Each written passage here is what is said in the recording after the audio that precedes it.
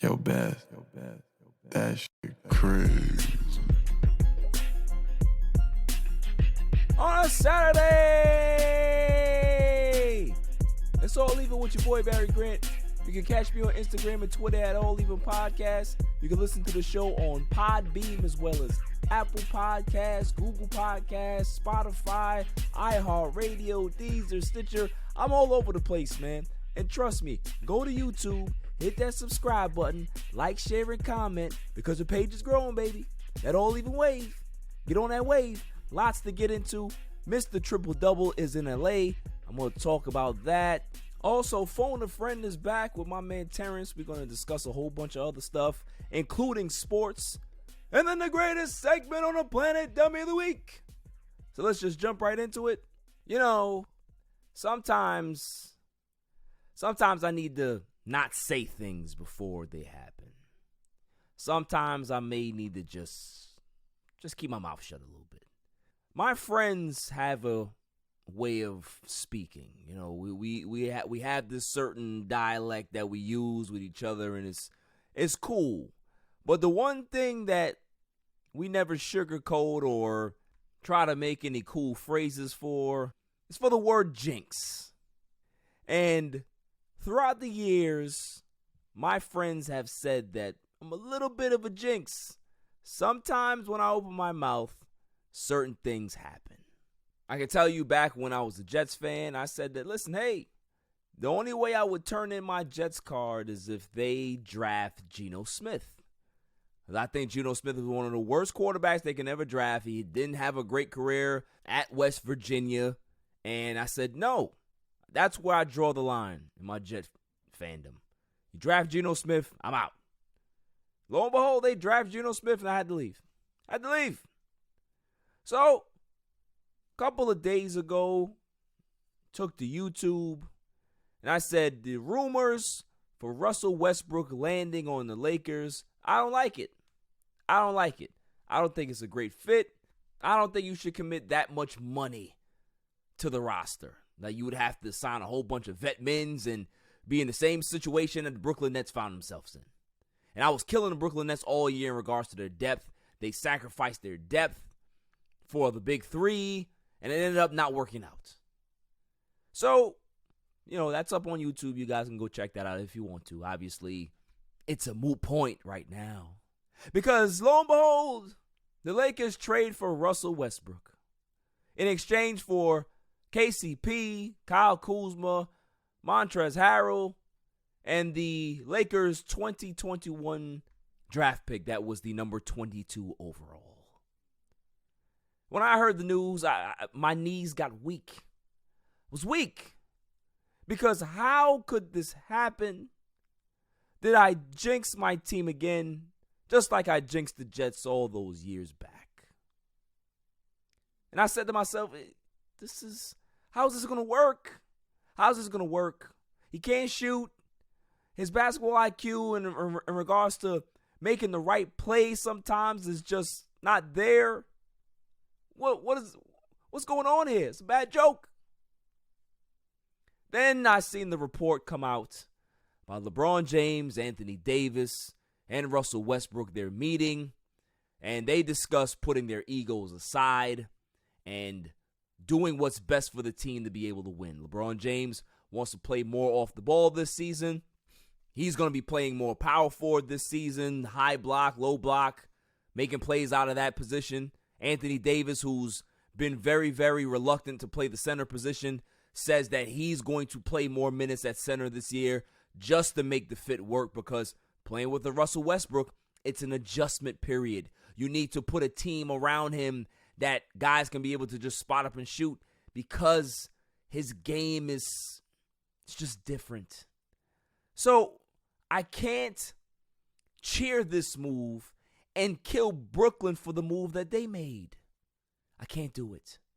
I said all year long, Brooklyn Nets fans, Brooklyn Nets, be careful what you wish for. And in this sense, I have to eat those words as well. I wanted Kyle Kuzma gone since the day they drafted him. I wanted him gone.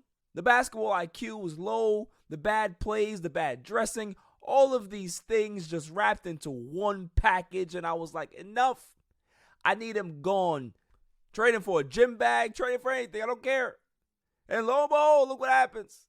He gets traded for Russell Westbrook. So I'm not going to sugarcoat and say that I'm excited. I'm not going to sugarcoat and say that, I'm looking forward to this game.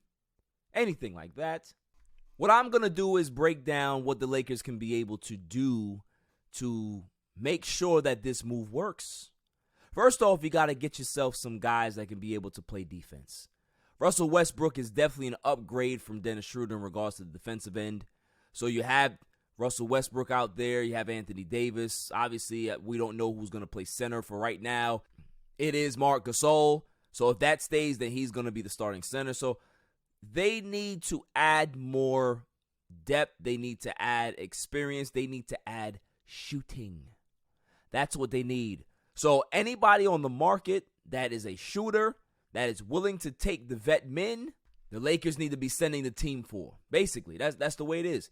And how I see this playing out is that there's going to be an arms race between the Brooklyn Nets and the Los Angeles Lakers to get those vet men, to get those experienced veteran guys to be able to take less to compete for a championship. So expect the Lakers and Nets to be in on everyone in that sense. Everyone. So Lakers need to go re-sign Keith Morris. They need to go, hell, I'll take Wesley Matthews back. Obviously, Caruso is going to be back, THT. But Melo, I heard is a rumor that he's very interested, or the Lakers are very interested to bring him in. Rudy Gay is another one that I like. So, I've heard Doug McDermott. I've heard a lot of people attached to willing to take less to play with the Lakers. So, we'll see what happens. But those are good things. You have to have shooting on this team for it to make sense. If there's no shooting, this team is not going to go that far. And it's just the way it is. Now, can anything happen? Yes.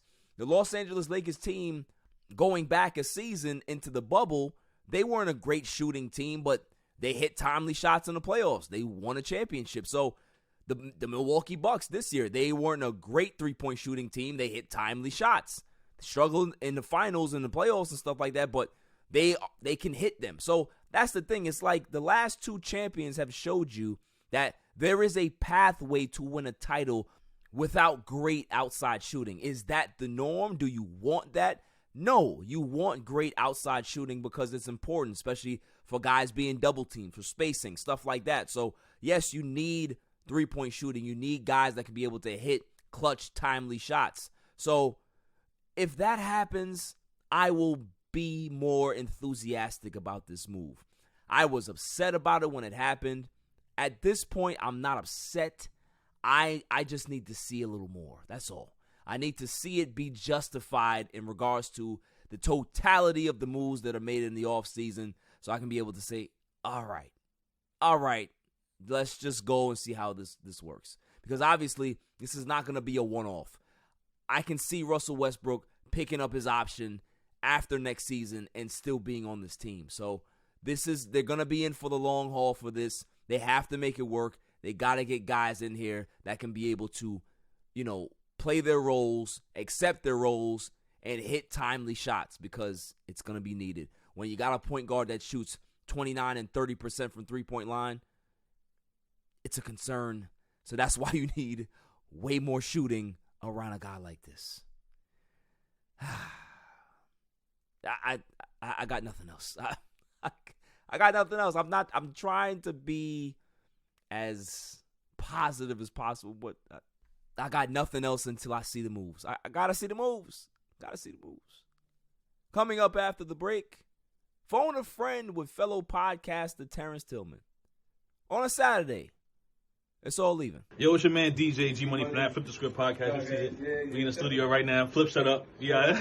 Whoa, listen. Shout out to the All Even podcast. My man Barry Grant Jr. What's up, man? What happened? What you want to say to the people? Shout out somebody else's podcast? Yeah, don't make it the joint. What's up? All Even. All Even podcast. Yo, it ain't even up here, boy. We put this on something. All Even. Yo, you. Oh my God, what's up with you, man? Now you. Well, that's a shot. You keeping this? Yeah, keep all that.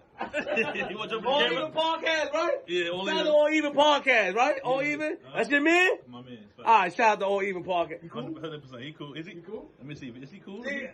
What is it, G? Oh. I shout him out, G. Oh. He cool, man. Welcome back, y'all. So now let's get to my favorite segment, Phone a Friend.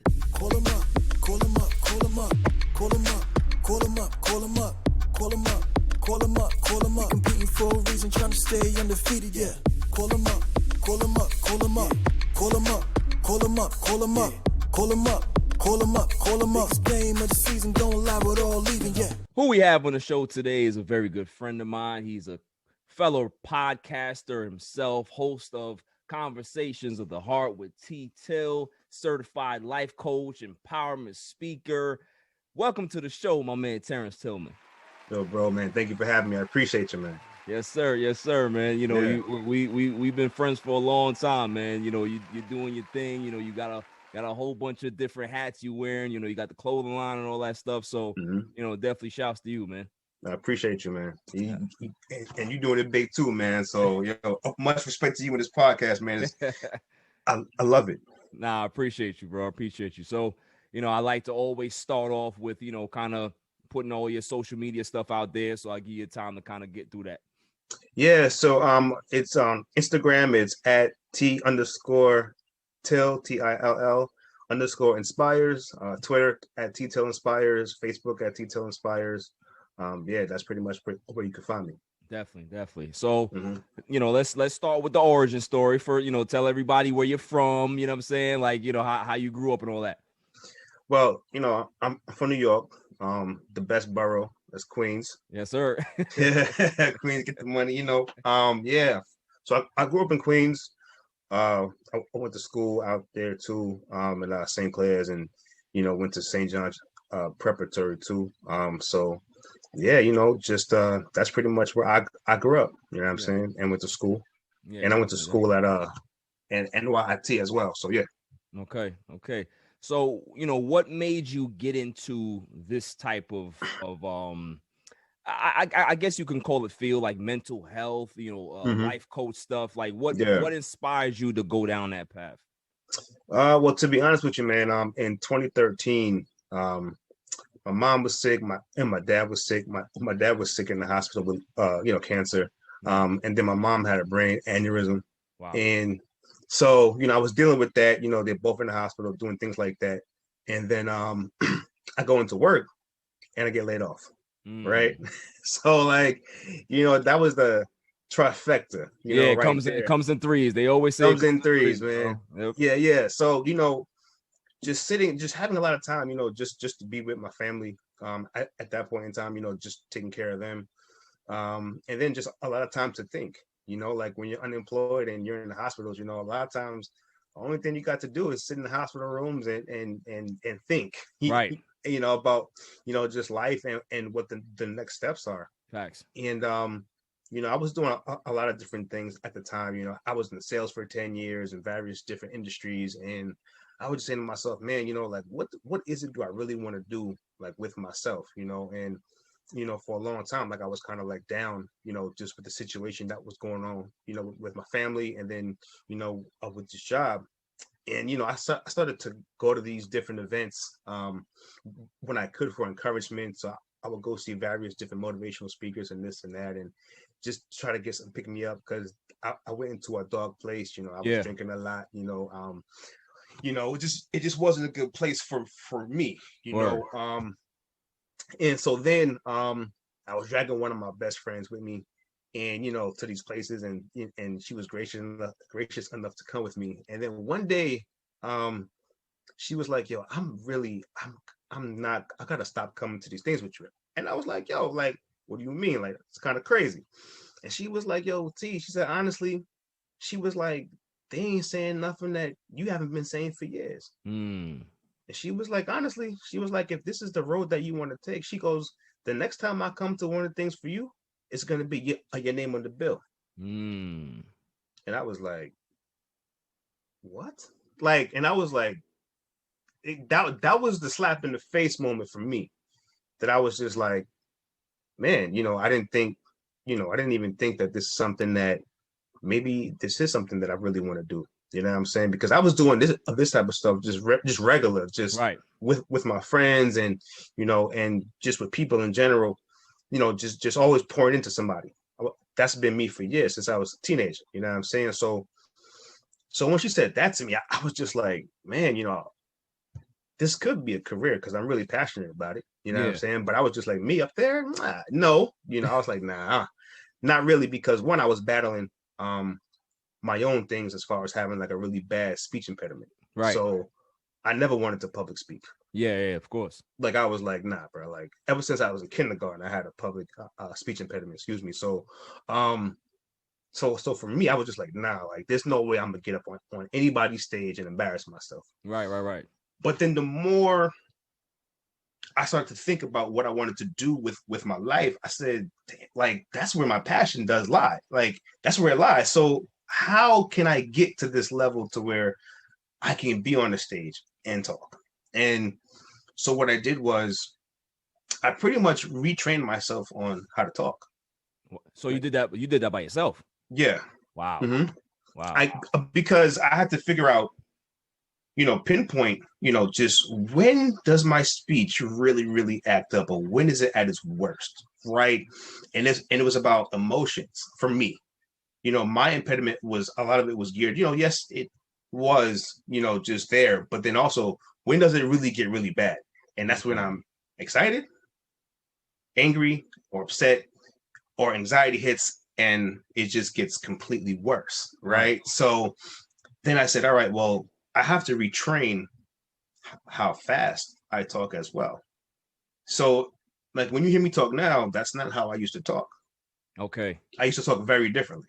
Right. Talk more faster, and because what I was trying to do is get the words out fast. So you don't trip up. Right. But then I end up tripping up worse. Right. And make everything worse. And then when people would call on me at school, hey, can you read out loud?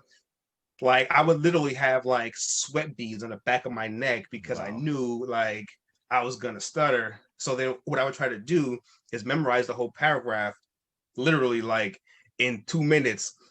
So I'm thinking like, all right, she's calling on me. All right, so what paragraph is this? All right, cool. And then I would estimate which paragraph that was, and then try to memorize it. Wow. And botch it up. That's how nervous and that's how much anxiety that my speech impediment gave me. It's crazy when you say that, because I remember how you always were a fast talker. Now you're talking about it. It's like it's starting to, I'm starting to put it together now, man. That's crazy. That's crazy. Yeah. School projects, I would do the work and be like, listen, I'll do the work. Please just go up there and just don't let me speak. Please. Yeah. Right. That was me. Right. So now I pretty much had to just study myself, look back at the years and say, all right, so how can I control this, or at least get it down to like a minimum? Right. And so a lot of it was controlling my emotions, like balancing, not getting too angry, not getting too excited, like just kind of just balancing my own emotions. And then also being able to figuring out speaking at a pace that's going to be comfortable for me, that you won't hear it. Right. So that was pretty much a journey in itself, right? So we're talking from 2013. I think that journey was from 2013, 2014, 2015. So it's about 2 or 3 year journey that it took me to kind of correct, my speech. That is amazing. So I guess let's kind of like rewind a little bit. Like, growing up as a kid, having this speech impediment, was it anything that your parents like tried to help you with? You know what I'm saying? Because obviously, our parents always are going to try to do the most for us to try to get us to, be, not be outcast in the social arena. You know what I'm saying? So like, did you have any like classes back then, or any therapy back then, and stuff like speech that? Therapist. Yeah. I went to speech therapy to try to correct this. At the time, that didn't work. So, I kind of just rocked out and just learned to kind of just accept it at the time just for what it was. And I try not to really let it define me too much. Like on a one-on-one, the funny thing is talking to somebody on a one-on-one level, you may not really catch it. Right. But it's when you put me in those environments that's like a group. Right. And you know what I mean, or projects and classes and stuff like that, then it's like it was right. It was because you know like, the anxiety rises, you know what I'm saying? Everything different. Right. Everything was completely different, right? So, and that's why, like, you know, when I was old enough to, you know, date and stuff like that on a one-on-one level, girls would never really know, right? They would be like, "You don't stutter," and I'm like, you know, and then like, just wait, you know what I mean? And you know, but also, I didn't put myself in a position though to be up in front of like a bunch of people, you know what I mean, so that I wasn't going to embarrass myself. I was of like, course, I gotta be smooth, you know what I mean? You know what I mean? Course, you know, so you're not going to go to no group events or nothing like that. Like, you know, you're kind of keep it one-on-one. You know what I mean? Keep it one-on-one. And I had a lot of friends, but at the same time, it's different when you're amongst friends and groups. Everybody's laughing, joking. Nobody's really catching it. You know, everybody's just. But it's different when all eyes are on you. People are paying attention what you're saying, and they're holding on to your words, and they're looking at you. That's different. That's a different vibe. Definitely. You know, but the funny thing is, and this is a weird thing though, when I was younger though, you know, growing up in the church and certain things like that, you know, your parents put you in the program and you got to do the Christmas shows and you got to do the Easter shows. You got to do all them shows. And so they would always give me a part in the Easters and Christmas shows. it would never fail. And I would be like, nah, I really don't want to do it. Right.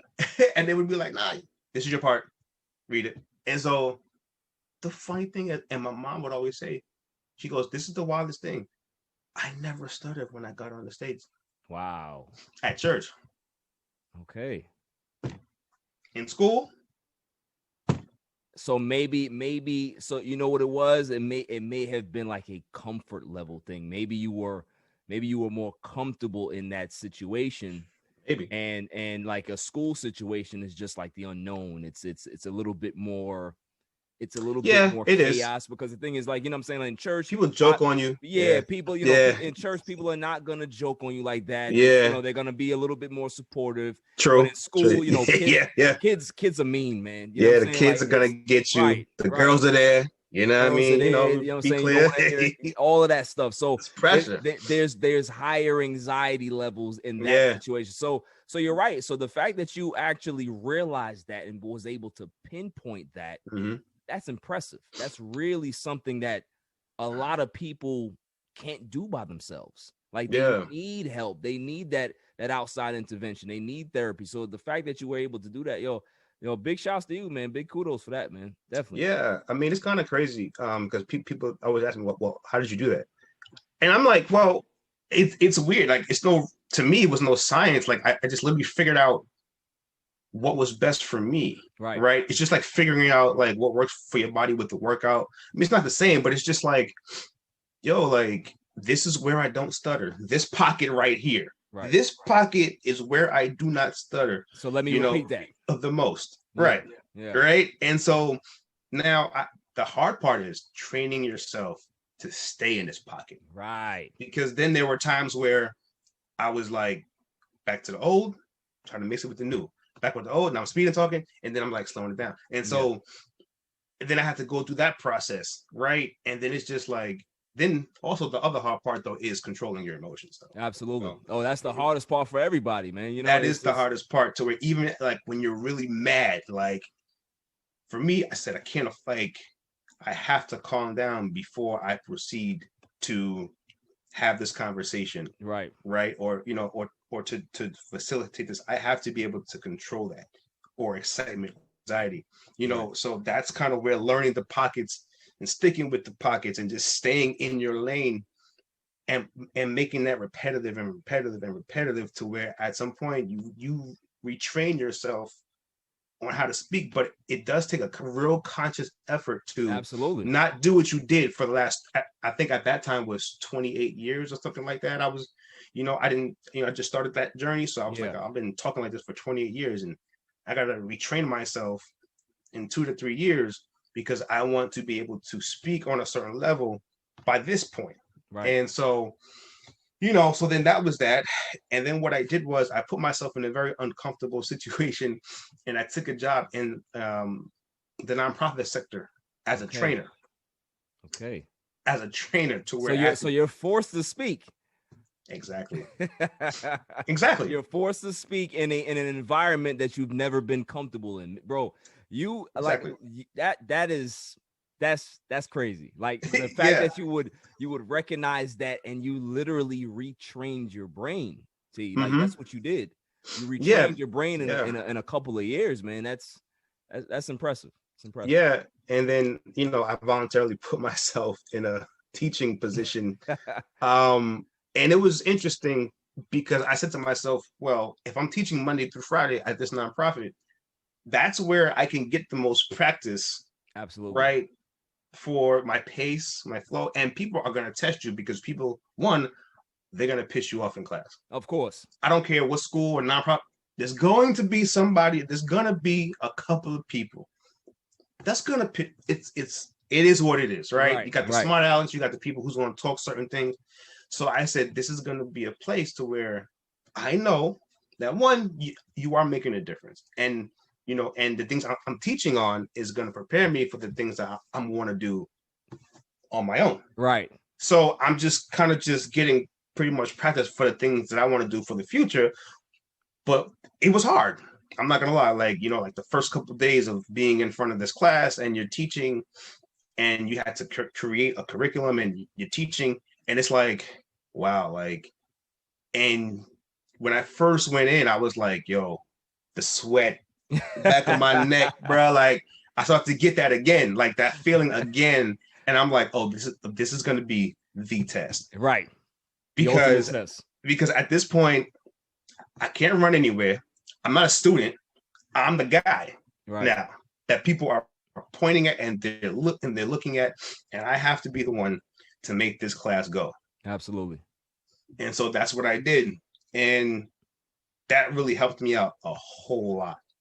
And that was pretty much, I felt like my preseason, that was my practice, my preseason, that was my G League. Like that was my assignment right there, man. Because through that, though, I built a lot of relationships even with my students, and they still follow up with me to this day. And it's just like, man, like that propelled me at that point, to now start, training to be a life coach, and doing those things. And so then I moved from that to now, all right, now it's social media time. So this is like going back to school, because now, it's like, man, now I'm going to start recording myself doing videos. So that's a different animal in itself. So now that's another animal, right? Yeah. So I'm just like, oh man, like now I'm thinking about like school again. Like, man, they're going to clown me, because even though I retrained myself on how to talk, I still have this mentality that I'm still going to mess up. Like I'm still in the back of my head, I'm like, yo, I'm going to stutter. And then to be honest with you, the funniest thing is, when I first started, I felt like in order to be comfortable to do videos, I needed shades. Okay. Not to be cool. It was to hide myself. Right. So you're not right. Yeah, I get it. Right. Even though like it's my voice that like it's my voice that's the problem. Like it's my it's my speech impediment that's the problem. But I have on shades. It didn't make any sense to me, but it made me feel made you feel comfortable, secure. and unseen. Right. So I started doing, these videos. I think at the time, what Instagram was like 15 seconds. I don't know, something like that. And so and then now I'm saying to myself, well, I trained myself to speak at this pace, but now I only got 15 seconds to get a message across. Right. Now I got to try to see how I can either get like a really short message or speed it up. So like, people don't know, like it's like hundreds and hundreds of takes just to get a 15-second clip, right? So then, I finally get the gumption to put it up, and I put up a couple of videos, and I'm like, my heart's pounding, my heart's racing. So just like clockwork, as fate would have it, social media. Nobody commented on my speech. But they was like, yo, this guy has on shades like he's Diddy trying to talk to us and teach us something. And I was like, yo, like, I'm like, yo, if you only knew why, Right. like, I'm wearing this right now, like, you wouldn't even think it was because I was trying to be cool. Right. I wasn't trying to put on shades at nighttime like that. Right. I wasn't on that type of time.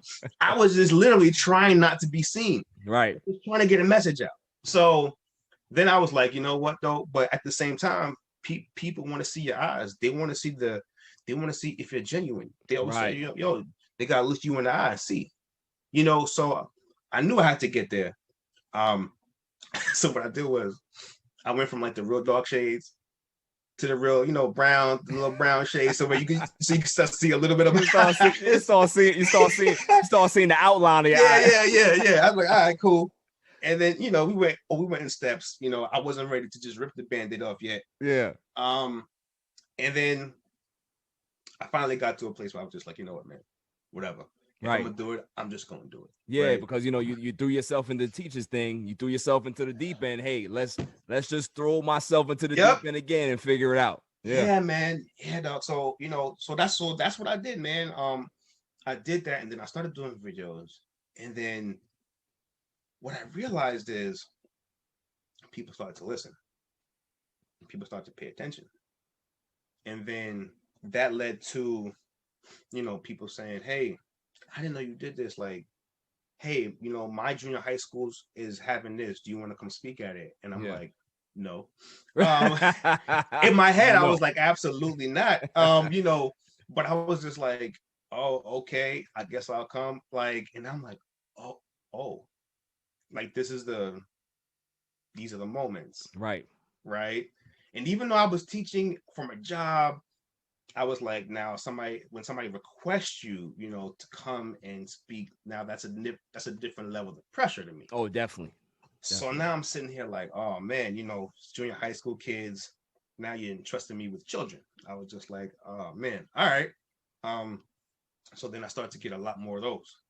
And then once people start to see videos of me doing that, then it was, high schools. And then it was nonprofit, you know, organizations. Then it was, you know, women's shelters, halfway homes, things like that. You know, I would get calls from different sororities. Hey, listen, we're doing this program. Like, we want to partner with you to come speak to women, you know, and celebrate them. And I was just like, this is a thing. Like, this is it's real. It's real. And then I knew, you know, I had something. This was when I got an opportunity to speak at St. John's University, and Pace University. And I was like, oh, okay, like this is rolling now, you know, which was very shocking to me, because here I was really never wanted to speak in front of my class, my classmates, like, you know, people who I knew. Now I'm speaking at St. John's University, right, to incoming freshmen, in front of hundreds of people, right, and I'm just like, this is crazy.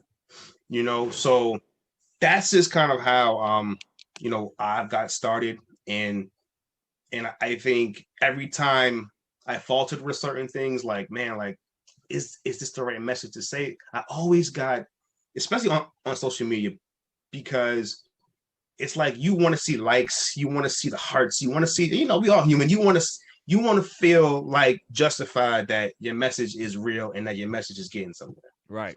But on so many occasions, I've gotten hit up from people that I've probably haven't heard of from in years. Yo, listen, you know, I may not hit the like button, but I'm watching you all the time. Yeah. I love what you're saying. It's gotten me through so many different things. It's gotten me through places. And I'm like, so that always teaches me, right, to never, you know, the likes and all that stuff, like, it don't really makes a difference, you know. People are watching. People are watching, even if they don't hit the like button. Sometimes people don't hit the like button because they don't want to be associated with that publicly. And make people say, oh, well, you like that because you like this message? Are you going through something? So now it's getting into your personal business. So I understand that side of it. So yeah, man, you know, that's definitely, you know, what you're doing is such a powerful thing, and the conversations that you have on Instagram Live. Now, talk about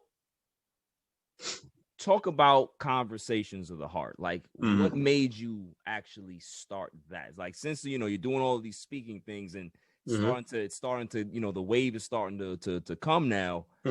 This starts to become a thing where, okay, now I'm going to put it in podcast form. Now I'm going to have it on all these platforms. Like, was that always a goal for you, or did it just happen? Like, that was absolutely not the goal of any sort. Yeah. That, my goal, was to become a life coach. I did. Speaker, check that box off. Author, that's in progress. Like that was my goal. Right. That right there. The podcast stuff, that the show never even entered my brain. Right. Right. We go through a pandemic, right? Everybody's at home. And then one day, me and my boy, we always have these crazy, insightful conversations for like hours on end on the phone. And one day I hit him up. I say, yo, why don't we just go on live right quick and just give the people just what we talk about on a daily basis? Because we go into like a lot of deep stuff with mental health, like trauma, like we get into a lot of different things. So he was like, yo, let's do it. So we hopped on that live, and the engagement that we had, like, to where it was an hour. So that was when Instagram was really an hour. Like, it would cut you off. Just an hour. Right. Cut. So I was like, all right, listen, guys, it's been an hour. We got to go. No, you guys got to keep going. Like, we start. And I'm like, so my boy's like, listen, we ain't got nowhere to go. So I was just like, bet. So we start. We ended up doing 3 restarts. We was online for like 2.5 hours. People were in the comments. Like, everybody was just going through something and asking questions, and like, it was wild. It was like, it felt like a 2.5 hour therapy session. Wow. And everybody was involved in the Black, especially for us, it was the Black community, men, women. I got so many DMs at that point that was like, yo, you got to do this all the time. Like, we need to talk for the community. For like, it's good to hear men express this, express themselves in this way and open up this dialogue. So I was like, well, if that's something that people really think that's needed, especially at this time, I was just like, then let's do it, And then I just came up with that because it just felt fitting. Like the name kind of felt fitting. I was like, it's a conversation of the heart. Like, it's just about the people. It's not really about me, you know what I'm saying? Because I'm not the focal point of the show. Like, I just wanted to have meaningful conversations that's going to impact the community, and pretty much give the game away for free, And it's like, I have people who come on from all walks of life, what I mean, giving game away like for $0. You know what I'm saying? You're pretty much the voice of the voiceless. You know what I'm saying? Right. Yeah. And so that's really where that came from. And now, looking back, I mean, we did season 1. I did season 1. I wrapped that up. I think it was like 30 something episodes, and now we're in season 2. Dope.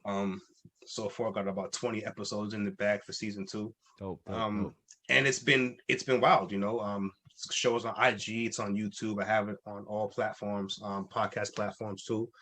Just having that meaningful conversation for the community, man. It's pretty, and it's been amazing. And to watch other people that, have come on the show, have sprouted their own business from my show, right?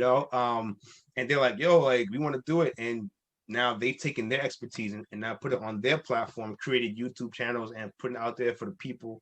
And I'm like, see, that's what it's about, So yeah, absolutely, man. Like, 2020 was definitely the year of creation. Like, I'm saying, it came. There's a lot of bad stuff that happened in 2020. Absolutely, like, we never want to like, downplay that. But there's also a lot of good, positive things that came out. A lot of reflection, a lot of rebirth, a lot of new things that people just discovered about themselves, man. So I'm like I said, man, I'm definitely tapped in all the time. Love what you guys are doing, love what you're doing, love what you talk about, love the topics that you bring up, because it's a lot of serious stuff that in our community you know, we grew up, bro, and you know how it is. Like, you know, as men, as black people, you look at talking about personal issues. Nah, we don't do that. Like, we just put our head down and go to work. Oh, you feeling bad about yourself? Well, you got to get up anyway, and you got to go to work. You got to dust yourself off and keep going. Like, you know, mental health in our community, it was a little slow. It was a little lagging. You know what I'm saying? Like, severe, you know, white people have been doing this a long time, man. Like, you know what I mean? Like, we will always look at therapy and seeking help and stuff like that as like a bad thing. Oh, I'm not crazy. I don't need to speak to nobody. It has nothing to do with that. When you got successful men in the 1%, they literally have therapists like an agent. Like they gotta speak to these people every day. You know what I mean? So it's crazy, and people don't realize that it's just a part of your development, your growth. Like, to be able to do self-evaluation all the time and say, what am I doing wrong? What am I doing right? How can I be able to improve? Like, there's nothing wrong with that. And for a long time, our community looked at it as a bad thing, but now we're starting to turn the corner and realize that, listen, you know, it is something that we need to focus on. It is something that we need to put on the forefront. It is something that everybody needs to understand, that it's okay. Like, you know what I mean? Like, it's okay.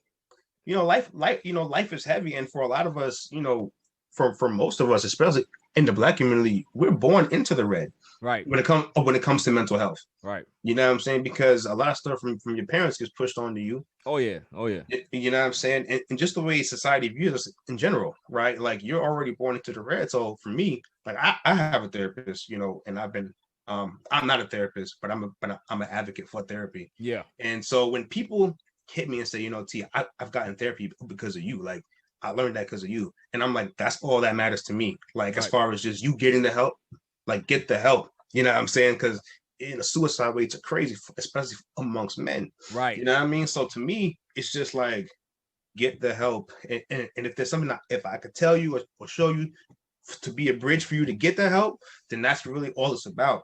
Right. You know what I'm saying? Because I'd rather get to you than to read about or hear about you. Like, damn, man, like, I wish I could have got to this person. You know what I'm saying? Like, 100%. Yeah. You know, so yeah, man. Yes, it's been a crazy journey, man. You know, I never would have thought I would have been a speaker, and it's crazy because I was in a company, I would say in 2019, and I went to this training session in Jacksonville, and they have all of these types of like competitions and stuff like that amongst the teams, and it's like you have to go present, right? Yeah. And so now I present or whatever the case is, and it's like, okay, I'm kind of in the groove already of doing it outside of work, right? So I'm cool, right? But the wildest thing was one of the top executives came to me and she said afterwards, she goes, "You're such an amazing speaker." And you're looking at her like, yo, you don't know the journey, lady. But to hear that, amongst anything anybody ever nice has said to me, that's the best. That was one of the best things to hear. And that was the only time anybody has ever said, yo, like, you are an amazing speaker. Like, you speak so well. Right. And I was like, man, if you only knew what that means to me at this point in my life, because, 5 or 6 years ago, the work I had to do to get to this point, right? Like, you have no idea. You know what I'm saying? She had no idea just what that meant to me. You know what I'm saying? So to get that, you know what I'm saying? And then for people to come out and want to hear me speak, or, and now they're getting stuff from me, like when I speak, and man, you know what I mean? I couldn't have even dreamed this, to be honest with you. Nah, man, listen, you're an influencer. The fact that that's what an influencer does. Like, we hear that tag around social media about certain people that they just post things, but you're a real influencer. Like, right. You're changing people's lives. You're giving people different perspective in regards to how they can be able to go about life. You're giving them tools that they never had before. So that's the definition of influencer, that you're doing a positive thing for people, man. So just keep doing what you're doing, man. Like, you're doing your thing. I'm extremely proud of what you're doing, man. You know what I'm saying? I appreciate that, man. It's needed. You know what I mean? Like, what I do what I do is not really needed. You know, we Nah, got I don't know sports. it is. We don't got know it is. we got sports out there. You know what I mean? Like, they can That's always needed. they can always listen. They can always hear another black man run his mouth about sports. But you know, for a black man to be able to, you know, really give the information about how to be better human beings going forward, you know, how to love better, how to love yourself better, and how to be better people. That's definitely a needed resource in this world, man. So like I said, man, shouts to you, shouts to what you're doing. You know, talk about the clothing line a little bit. You got a little clothing line too. Yeah. Again, something else that was never in the plans. Right. You know, it was something that you know, I made up something for the show. Like I started making up products for the show because I wanted to promote the show. You know, right, like of course, you know, you got your merch, and I mean, Yes, sir. and I see it's popping too. You know, like you got your merch, and so like when it's branding. So that's really I just really made a couple things, you know, for the branding purposes, and I put it out. Just wear it. Yeah. So people started hitting me on the side. Hey, yeah, where can I get one? And I was like, nah, I'm not really making it for that. You know what I mean? Like that's just for the show. Like, but then once I started to get like a lot of like requests, yeah. And I'm like, all right. But now I'm like, well, I can't just make just two things. Like I can't just make just two things and start selling it. Like so I said, why don't I create a merch line that's geared towards everything that I stand for and everything that's surrounded about what I do that's positive. Right. You know, you start making clothing lines, you know, there's stuff about therapy, there's stuff about, you know, men and women, kings and queens, like trauma, like just all those things, right? So I just said, you know what? If I'm gonna do it, then I'm just gonna just do it. I'm not just gonna make a couple things and sell it. I'm gonna just because like making a merch line and stuff that takes a lot of work. So I'm not gonna do it for just a couple shirts and just set it. I was just like, why don't I just put my mind to it?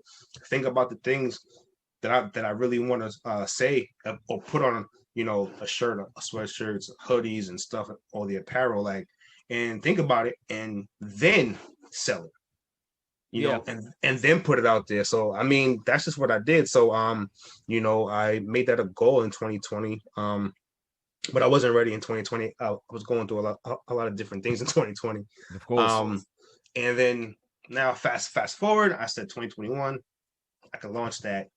And then you know, and so in May, you know, I definitely launched, and it's, you know, it's been pretty good so far. That's what's up, man. That's what's up. I'm telling you, man, you're on your way. You're on your way, man. I'm telling you, bro. That's what it is, man. So, you know, let's kind of segue into sports. You know, you're a big sports fan like myself. Big time Jets fan, you know, which is and you know this, man. Big time Jets fan. So I guess, you know, we could be able to start into football, and then we'll segue into other stuff because there's a lot of different things going on right now. So you know, Zach Wilson had a little contract dispute with the Jets. There was some language that they wanted in there, and there was a delay, and he finally showed up to camp. And his first day at camp, he looked horrible. What are your thoughts on Zach Wilson? And do you feel that he is the guy, or do you feel that, you know, there's some doubt there in regards to who he can be at the next level? Honestly, I have a lot of hope. But as a Jets fan, that's all you have. That's all you got. Zach Wilson, to me, you know, I watched some of his games. I feel like it can go either way. Yeah. I feel like it's going to be either really good or really atrocious. Okay, so nothing in the middle. It's tough because I saw a couple of throws he made today, you know, to Elijah Moore, and who is the guy who I'm really looking forward to seeing. Yeah, he's a beast. Yeah, and ironically, he's one of my best friend's cousins. But you know, nice. Yeah, but you know, but he's a real beast, and I'm like, is Zach Wilson the guy? Right. That's going to be able to lead this team. You know what I mean? Like Allen, you know, from Buffalo, you know what I mean? You know, I like him. Like, I really like that guy. Like, you know what I mean? Like, me too. He's really good, right? You know, but I'm not sure, you know, I'm really uncertain about him. I know a lot of people are sold on him. You know, I think he has a really good arm. He does. I'm just hopeful. But then again, when I look at who we've had in the past, the Sam Darnolds, right? Mark Sanchez, Right. I mean, honestly, he's the one. Zach Wilson is the one that has the brightest of the future. Okay. You know what I mean? Out of the guys, and it's not saying much. So please, you know what I mean? It's not saying much for the quarterbacks that we've had, but he's the one that has the most upside. So I will say that. Okay. But I am very skeptical, to be honest with you. Now I'm with you, man. Like, I've always been on the other side of it. Like, I think that Sam Darnold had the talent, but the Jets were not ready to give him what he needed because they didn't listen. He had a poor offensive line. He didn't have any weapons. He had a horrible head coach, horrible quarterbacks coach. Nothing there, probably a little sprinkle of some decent defense here and there. But what Zach Wilson has in front of him is not even close to what Sam Darnold had in front of him. Zach Wilson has a great we're going to see, though, this year, though. Well, yeah. Well, just on paper. Just on paper in regards to what Zach Wilson has, he has a better offensive line. He has younger backs. They have wide receivers now. He has a competent coach that's well-respected around the NFL. Now that's the hire for me. Right. That was the hire for me, the coach. I was like, Robert Saleh, he's amazing. He's amazing. He's well respected. The other guy that was here was not. So that's a fact. That's a lot. That can be a make or break situation for any quarterback if you have your head coach that's incompetent. Now Zach Wilson doesn't have that, and the organization has come out and said, we are going to give you everything in our power to make sure that you are successful. You are not. They said this to him. I think it was draft night. Robert Saleh said, we are going to help you be great. It's not going to be the other way around. We're looking for you to be great to help us. We are going to help you be great. And that's the message. Yeah. Right. Sam Darnold didn't get that message. So this is what I'm saying. It's like, I think the kid can be good. I just don't see great in Zach Wilson. I see okay. You see okay? I see okay because when he was in BYU, he had a lot of games against teams that were over 500 that he struggled against. Yeah, that just tells me that once the competition level kind of rises, he shrinks. This is the NFL. You got athletes all over the place. You got guys that are 300-pounders that can fly. So every team is talented in the NFL. Can he handle that? Can he handle the adversity in the biggest market on the planet? So I'm curious to see it. Yeah, I'm curious to see it. I'm on the flip side. Yeah. On the flip side, we'll see about Sam Darnold this year too with CMC. Oh, yeah, that's true. Definitely. And he's back with Robbie Anderson is back Robbie there. Anderson's over there. Yep. Yeah, and so he's got a squad now too. Yeah. So we're gonna see that everything that you said about him is gonna pan out. That's very true. Now he's got a squad too. Yeah. So there's no excuses on his side too. Right. Especially when you got that big boy in the back. You know what I mean? Oh, yeah. So I'm looking forward to see, and we're gonna see actually in week 1. Yep. We're gonna see week 1, yep. Right? Because that's the matchup. The Panthers versus the Jets. And you already know if Sam Darnold goes out there and throws 365, 3 touchdowns and a pick, and they win the game, the back news is gonna be like, oh, why did we get rid of Sam? They're like, you know it's coming. You know it's coming. So I do know it's coming. But I do also feel like there are times where you have to leave. Yes. Right. And I don't, even with the new management, I don't think Sam Darnold would have done well, even with this team that we have now. I don't think he would have done well. I think he needed a new place, a new opportunity, in a smaller market too. Definitely. Like sometimes you're absolutely right. It's about where you go. Like, you can be able to have all the skills and the talent, but sometimes the fit is not there. And sometimes you have to go somewhere else to develop and possibly return later on in your career if that's a possibility. But sometimes you definitely do need to go elsewhere. Absolutely. 100%. Yeah. I mean, we'll see. I mean, I'm always hopeful, man. I mean, how many games we gonna win? Bruh. I mean, my heart says 9 games. so my mind says like 4, 5. All right. So you say on a if everything goes right, the Jets can finish 9-8 this season.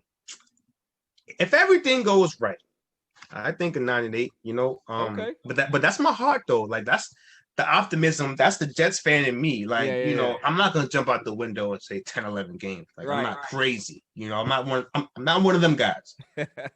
But my head, like, and the honest guy in me says we might end up like 5-12. like you know, I mean, we're a new team. Yeah. Like, you know, new system, new coach, new team. The one thing that I really want to like see and expect to see is competition. Right. Like I'm not trying to get blown off the floor like 32-3. Like play hard. So like if we can hang in, like, you know, if we can hang in with some of the big teams, you know, that's even in our own division, if we can hang in and go, you know, and compete and be like, man, you know what? We were just a play or two away, you know, or man, that was a rookie mistake, but we was there, like we was in it. Facts. You know what I'm saying? Like then it's like, you know what? All right, so now we could build on next season and go forward. But if we just out here getting shellacked, you know, like we was before with this team, yeah, and all the pieces that we have, then it's like, it's a concern. It's a concern. Now, big concern. I like that. Then we got to get on the phone with Deshaun Watson, right? So what are your thoughts on, you know, kind of staying in football? What are your thoughts on the whole Aaron Rodgers and Green Bay? They finally made up. Aaron Rodgers said he's 100% in after publicly being very candid in regards to what transpired with the team and how he felt and, you know, what he wanted to see change. Like, were you on the side of Aaron Rodgers or were you more on the side of, look, man, like, you know, just play football? Like, you know, what were your thoughts on that? You know, for me, I loved it as far as what Aaron Rodgers did. You know, that's an organization that really didn't give him the tools that he really needed. Correct. You know what I mean? To succeed and to win. I mean, he's one of the best quarterbacks with one of the best arms we've ever seen, right? But when you look around the other teams, did you see what they gave Tom Brady? Everything. I just want to know. Everything? I mean, you know, listen, Aaron Rodgers, you know, he's great. That's a great quarterback. You see what they gave Drew Brees? Right. When he was playing? Right. Like, yo, like they didn't give him nothing to work with, man. That's facts. That's facts. So at some point, and so it is kind of disrespectful when you think about it, to where you don't give me anything. I'm still keeping y'all in the playoffs, going, you know, I'm still putting up historic numbers. And then you go draft a quarterback? Right. Well, listen, man, I have a problem with that, though. I'm 100% with you because I've said on my show numerous times that what I wanted Aaron Rodgers to do was show up to camp, go through the preseason, and then the last game of the preseason, he goes into the front office and says, "I quit. Go let Jordan Love take you where you gotta go. I'm out."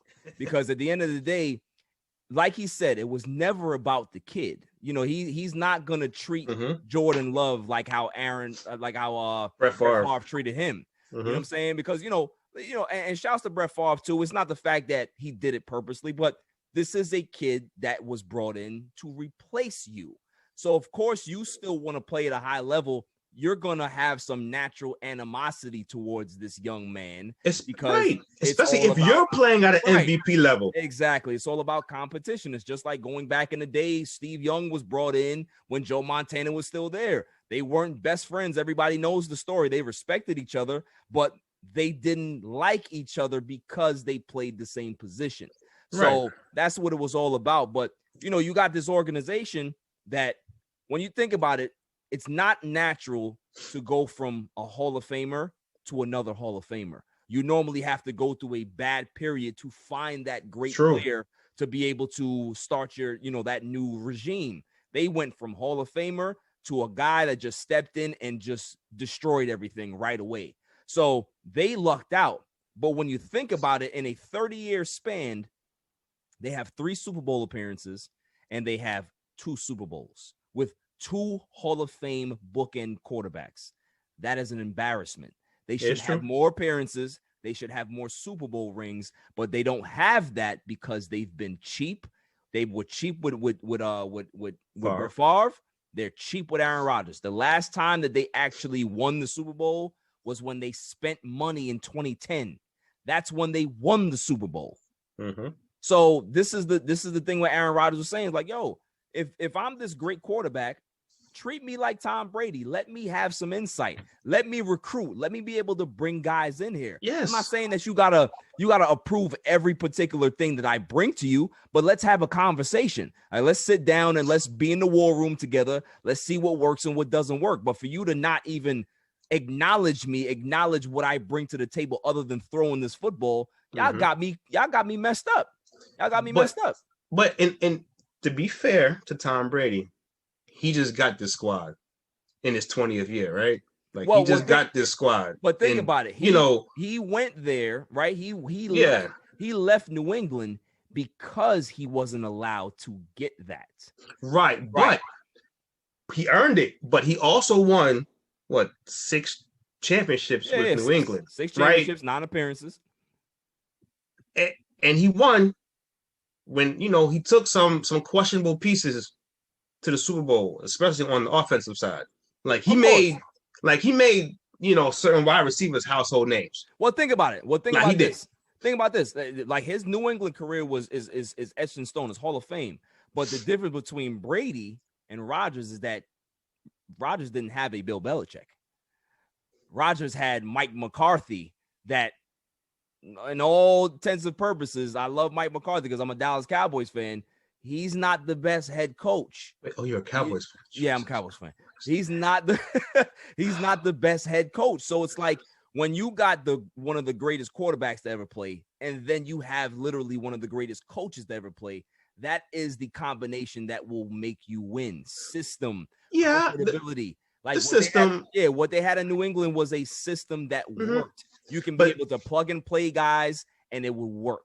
But the one thing that Bill Belichick always gave Tom Brady was, even if he didn't have a good outs or a good back, he made sure that he gave him a good defense and a good O-line. Of course, and a good O-line. Yeah. I don't think Brady will ever look back at his New England career and he'll never disrespect it. Like they won Bill's way. They did it his way with the system and all that.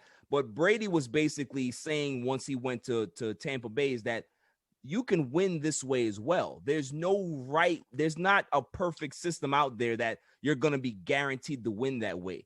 You can be able to have full autonomy and full control as a quarterback as well with the management and still be able to have that relationship to win. True. So he did it both ways. So Aaron Rodgers is looking at it like, okay, I want that.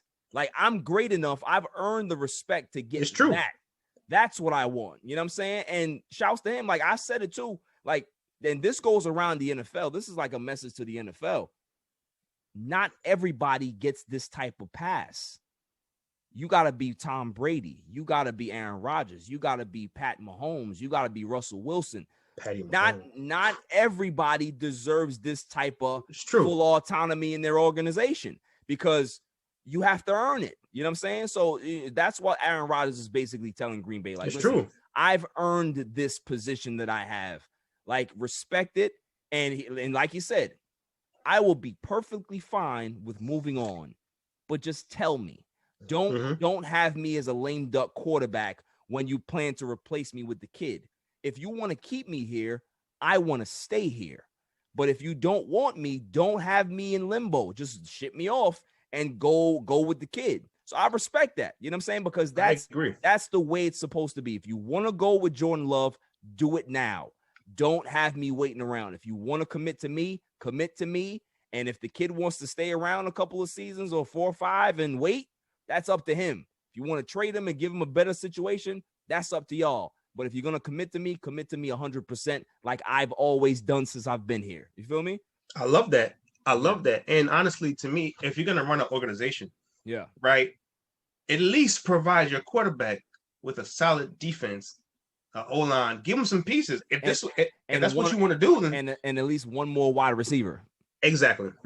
You know, not some dude that works in, shouts to the people that work at CVS, but not to the person that works at CVS and you give him a tryout to. Like that's a big thing. That's not conducive to winning. Exactly. And I know they just brought back Cobb, Right. But they still need some. Yeah, he good, but he old as hell. They need to get somebody younger. And they did draft the wide receiver in this draft. Very good guy. Then they draft him in the second round or third round or something like that. He's really, really good. So they got a young guy in there. They got some veterans. They got still got Devontae Adams, who's one of the best receivers in the league. So they have something here. Without Rodgers, they weren't going to be a Super Bowl contender, obviously. With Rodgers, with this team, I think that they can pick up exactly where they left off last season. So, a big shouts to them being able to kind of rectify this situation. I wanted him to leave. I don't think he's going to be there for like another, even though he's going to be there now. I don't know how long or what contract did he sign. Was it just 1 year or two? Yeah, they picked up his 2022. So like 2 years. Yeah, so he's there for this year as well as next year. I think that's it. Well, maybe. But listen, if they're smart, they commit to this man another 3 years after that because he can still play. Because at that point, then you need to trade Jordan Love. Got to trade Love, right.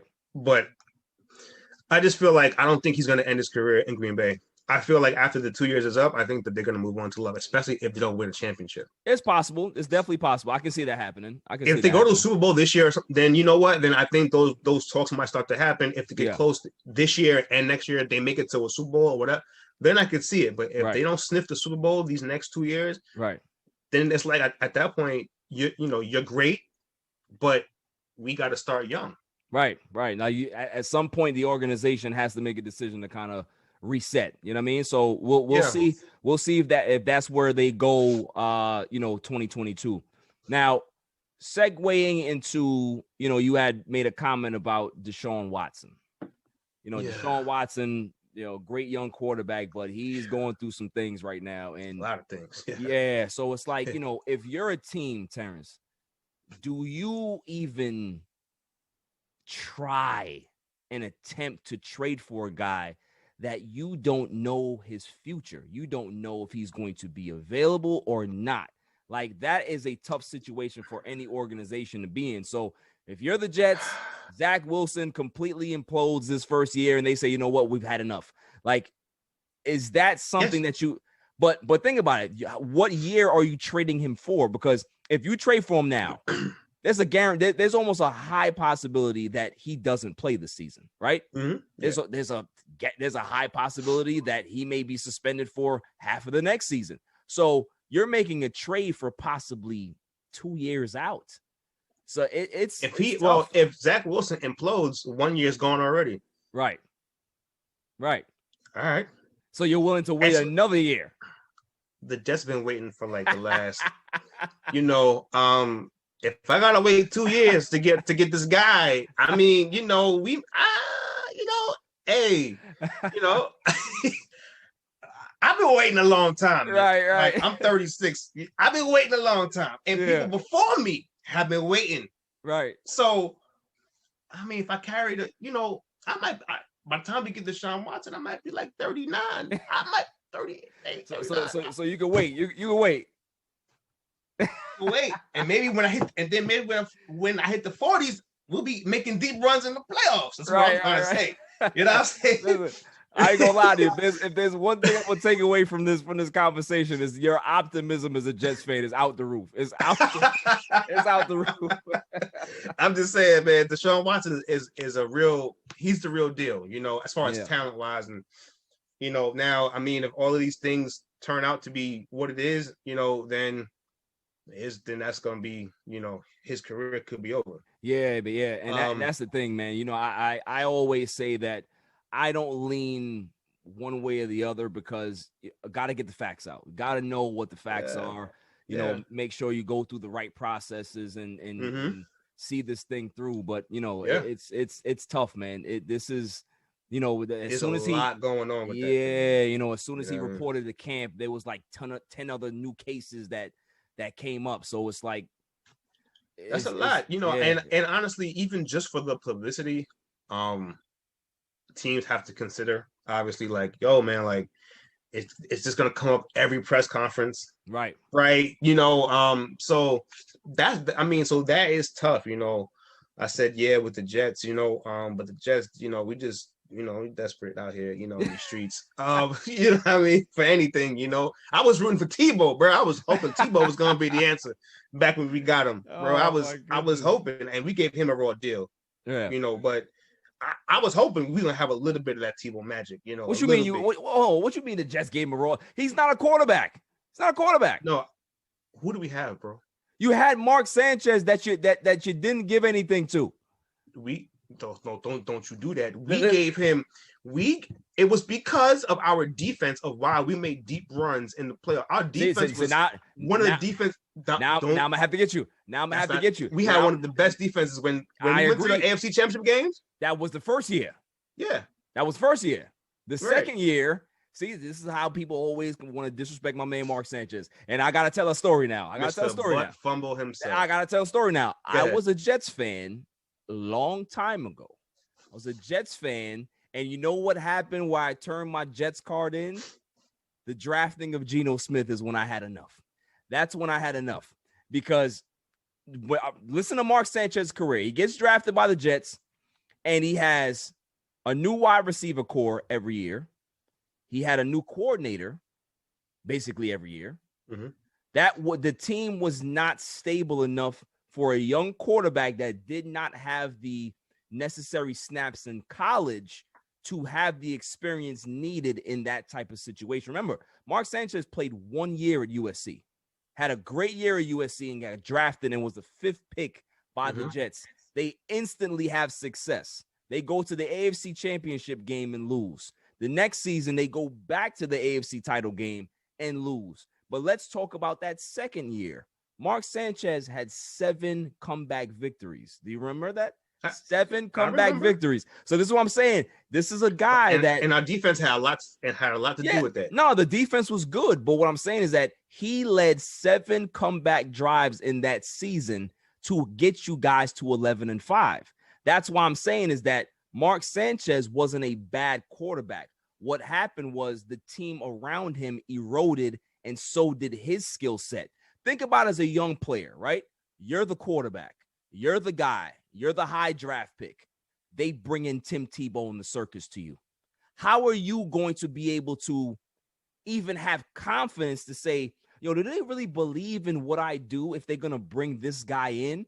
Tim Tebow was getting more press than Mark Sanchez was as a quarterback that had a back-to-back successful. That's what happens when we throw more interceptions than touchdowns. So, but he did though. Man, come on now. But he did though.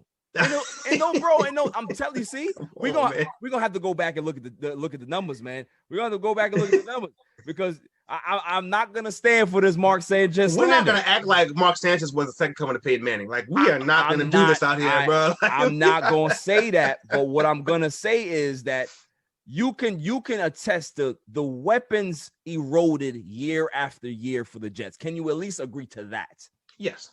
That's what I'm saying. Okay. So as a young quarterback, everybody thinks that, there's this notion in the league where if you're talented, if you have a good arm, you're supposed to be able to fix things that the team is not supposed to. You're supposed to save them and get them out of situations that they're not supposed to handle themselves. Bro, you need to surround your quarterback with good weapons. This is why Andrew Luck is not playing NFL football right now, because he realized, I'm tired of getting beat up.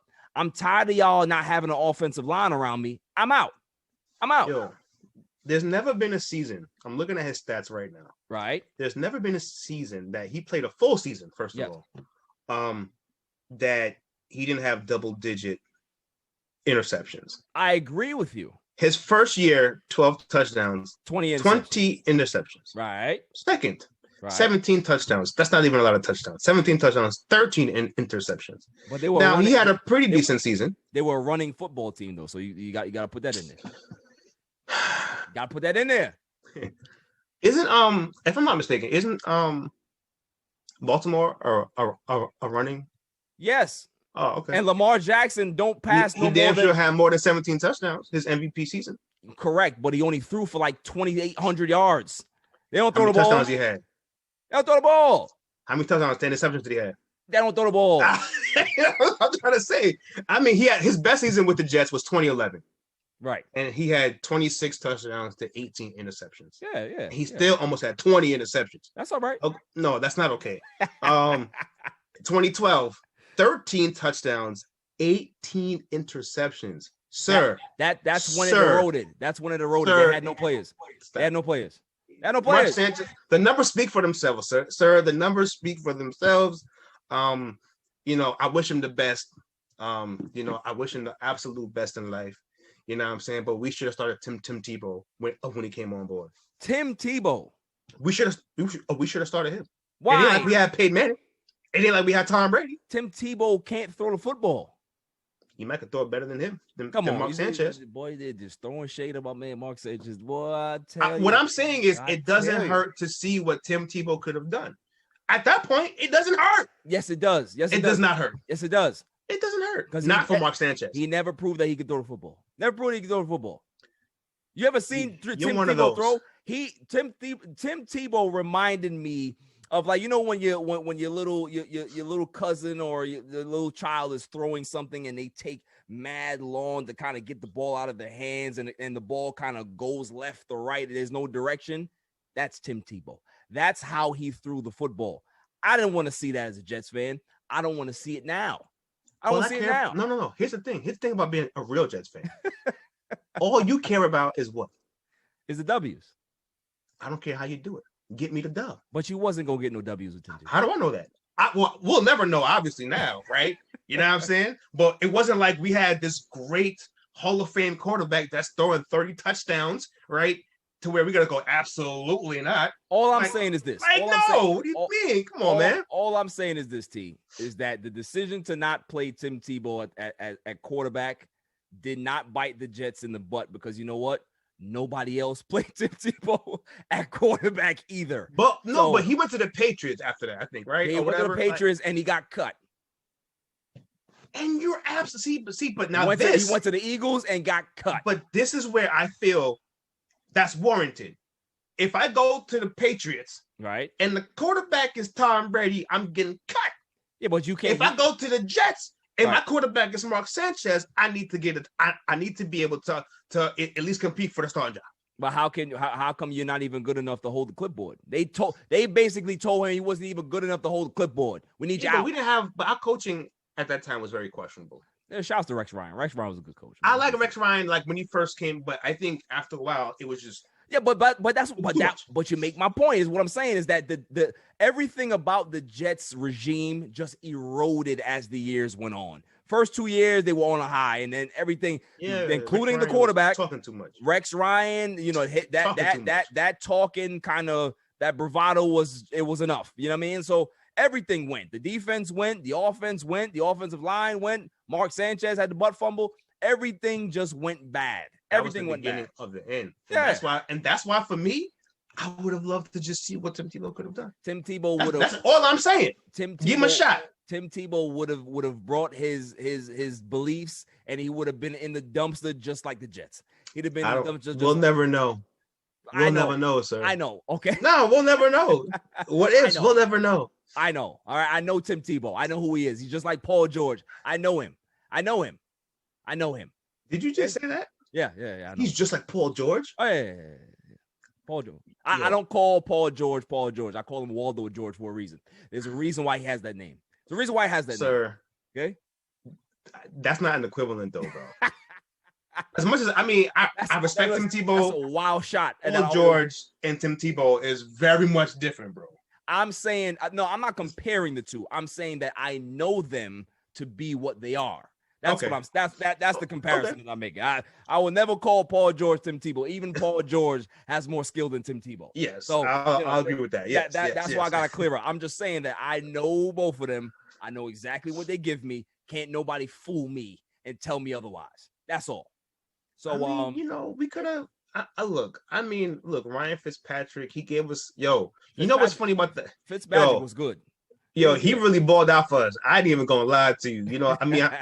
I know at the end, like that in that season, man, like, we almost made it to the playoffs. I was so disgusted. Like, well, you know what it is with Ryan Fitzpatrick. Here's the thing. Ryan Fitzpatrick is like when you get married and there's that honeymoon phase. Yeah, everything is good. But once the honeymoon phase wears off and you realize that this person is an absolute monster and then you want to like get out of it, that is Ryan Fitzpatrick. Like, he's good for a year. Anything over that, you're asking for trouble. That's the whole thing. He can give you greatness in a year, but if you try to sign him for 3, you're in some world of trouble. You're in a lot of trouble. Facts. A lot of trouble. So I guess we're gonna segue now into the NBA. A lot to discuss in the NBA. You had the NBA draft. What are your thoughts on the top 3 picks? Because a lot of people are saying that this is one of the deepest drafts we've ever had. Probably the deepest draft since 2003. The top 3 or 4 guys, they're saying that they're high caliber, all-star, possibly Hall of Fame talent. Like, out of the top 5 guys, who do you like the most? You know, they have Cade Cunningham, you have Jalen Green, you have Evan Mobley, you have Jalen Suggs, right? No, Scotty Barnes went 4th, and Jalen Suggs went 5. Yeah. So out of those guys, you know, who do you like the most, and who do you think is the best of the bunch? Well, 2 different answers. I think Cade Cunningham probably is the best out of the bunch, but he's going to the Pistons. Come on, man. What you mean? So, Pistons have a great history. What do you mean, man? What do you mean? Are we bringing back Dumars and Thomas and the Bad Boys Pistons suiting up again? Like, what are we talking about out here, bro? Dennis Rodman coming out of retirement. What we doing, man? If they're not coming back, man, I don't know what to tell you. Like, the Pistons, that's rough. Their organization. Yeah. So even if he puts up numbers, I mean, I don't see him changing that organization. Not right away. Not right away. Yeah. I don't think at all. He could put up numbers. He could be the rookie of the year. Yeah. But to change life there, like, so you don't think so? With that being said, if you're gonna make a statement like that, T, you're basically saying that this kid is not transcendent. Like, you can be good, but there's a difference between being good and transcendent. So he's not at that level to you. Right. So when we say transcendent, we think about Bron. Jordan. Jordan. Like when Bron went to the Cavs and they were like Basuda. Right. Like trash. He changed the culture. He changed the culture. Playoffs. Right. Championship runs. Right. Like, at least he got him to the championship, even though he lost. Right. Yeah. So he got him there. So that's transcendent, to where you go from being 10 and 72, and then you go to being like 50 and 22 or whatever, right? Whatever. So I think that's transcendent. I think Cade Cunningham can come in and make an impact. Right, but he's not transcendent. Yeah. I don't think anybody in this draft is transcendent. I think we have a lot of good players. Here's why I disagree with that. I have 2. Draft do you think is transcendent? 2 I have 2. Transcendent? I have 2. Well, have the potential to be. The first one, I'm gonna tell you, Jalen Green, that kid he has Hall of Fame talent, Terrence. That guy he's gonna roll out of bed and score 20 points. That he has the ability in his first season with the Houston Rockets to literally average 24 points a game. I ain't saying much. They don't got nobody. Well, what I'm saying is that and his that's talent, the point. His talent alone, he's going to be, his offensive ability is he has the best offensive ability at this age that I've seen possibly since Carmelo Anthony, possibly since, Kobe Bryant coming out. We know that Kobe Bryant was a great scorer, but he didn't get the opportunity to play early on. This kid is going to be able to play early and really show you that he is that good. I'm telling you, man, this kid is like worlds of talent. Defensively, he has the ability to be good, not great, but on the offensive side of it, special. I'm talking about with a capital S special. The other guy that has the abilities, I call him the Swiss Army knife, is Evan Mobley. That kid has all the tools to be the next great big man in this league because he can score, he can pass, he can dribble, He can block shots. He can rebound. He can shoot the outside jump shot. He is the modern day big man in this new day and age of the NBA. So those kids have the potential, but I can understand how you can see it the other way. You know what I'm saying? But I just off my scouting and what I've seen in the NBA in regards to young players coming in, Jalen Green is one of the best ones I've seen. Period. No, he is. But when I look at, let's look at what's this dude from the Pelicans? Zion, right? So Zion is, transcendent. I don't agree with that. Average. No, what I'm saying is, like, when he came in, he was the guy. Yeah. Right. And he still averages, his 24 and whatever, right? Like, he's still a great player. Right. But he got drafted to the Pelicans. Right. I don't hear nothing about him. Right. But I'm just saying, like, and he has a better team. He has a better team on paper than all of these guys. All of these rookies right now, he has a better team.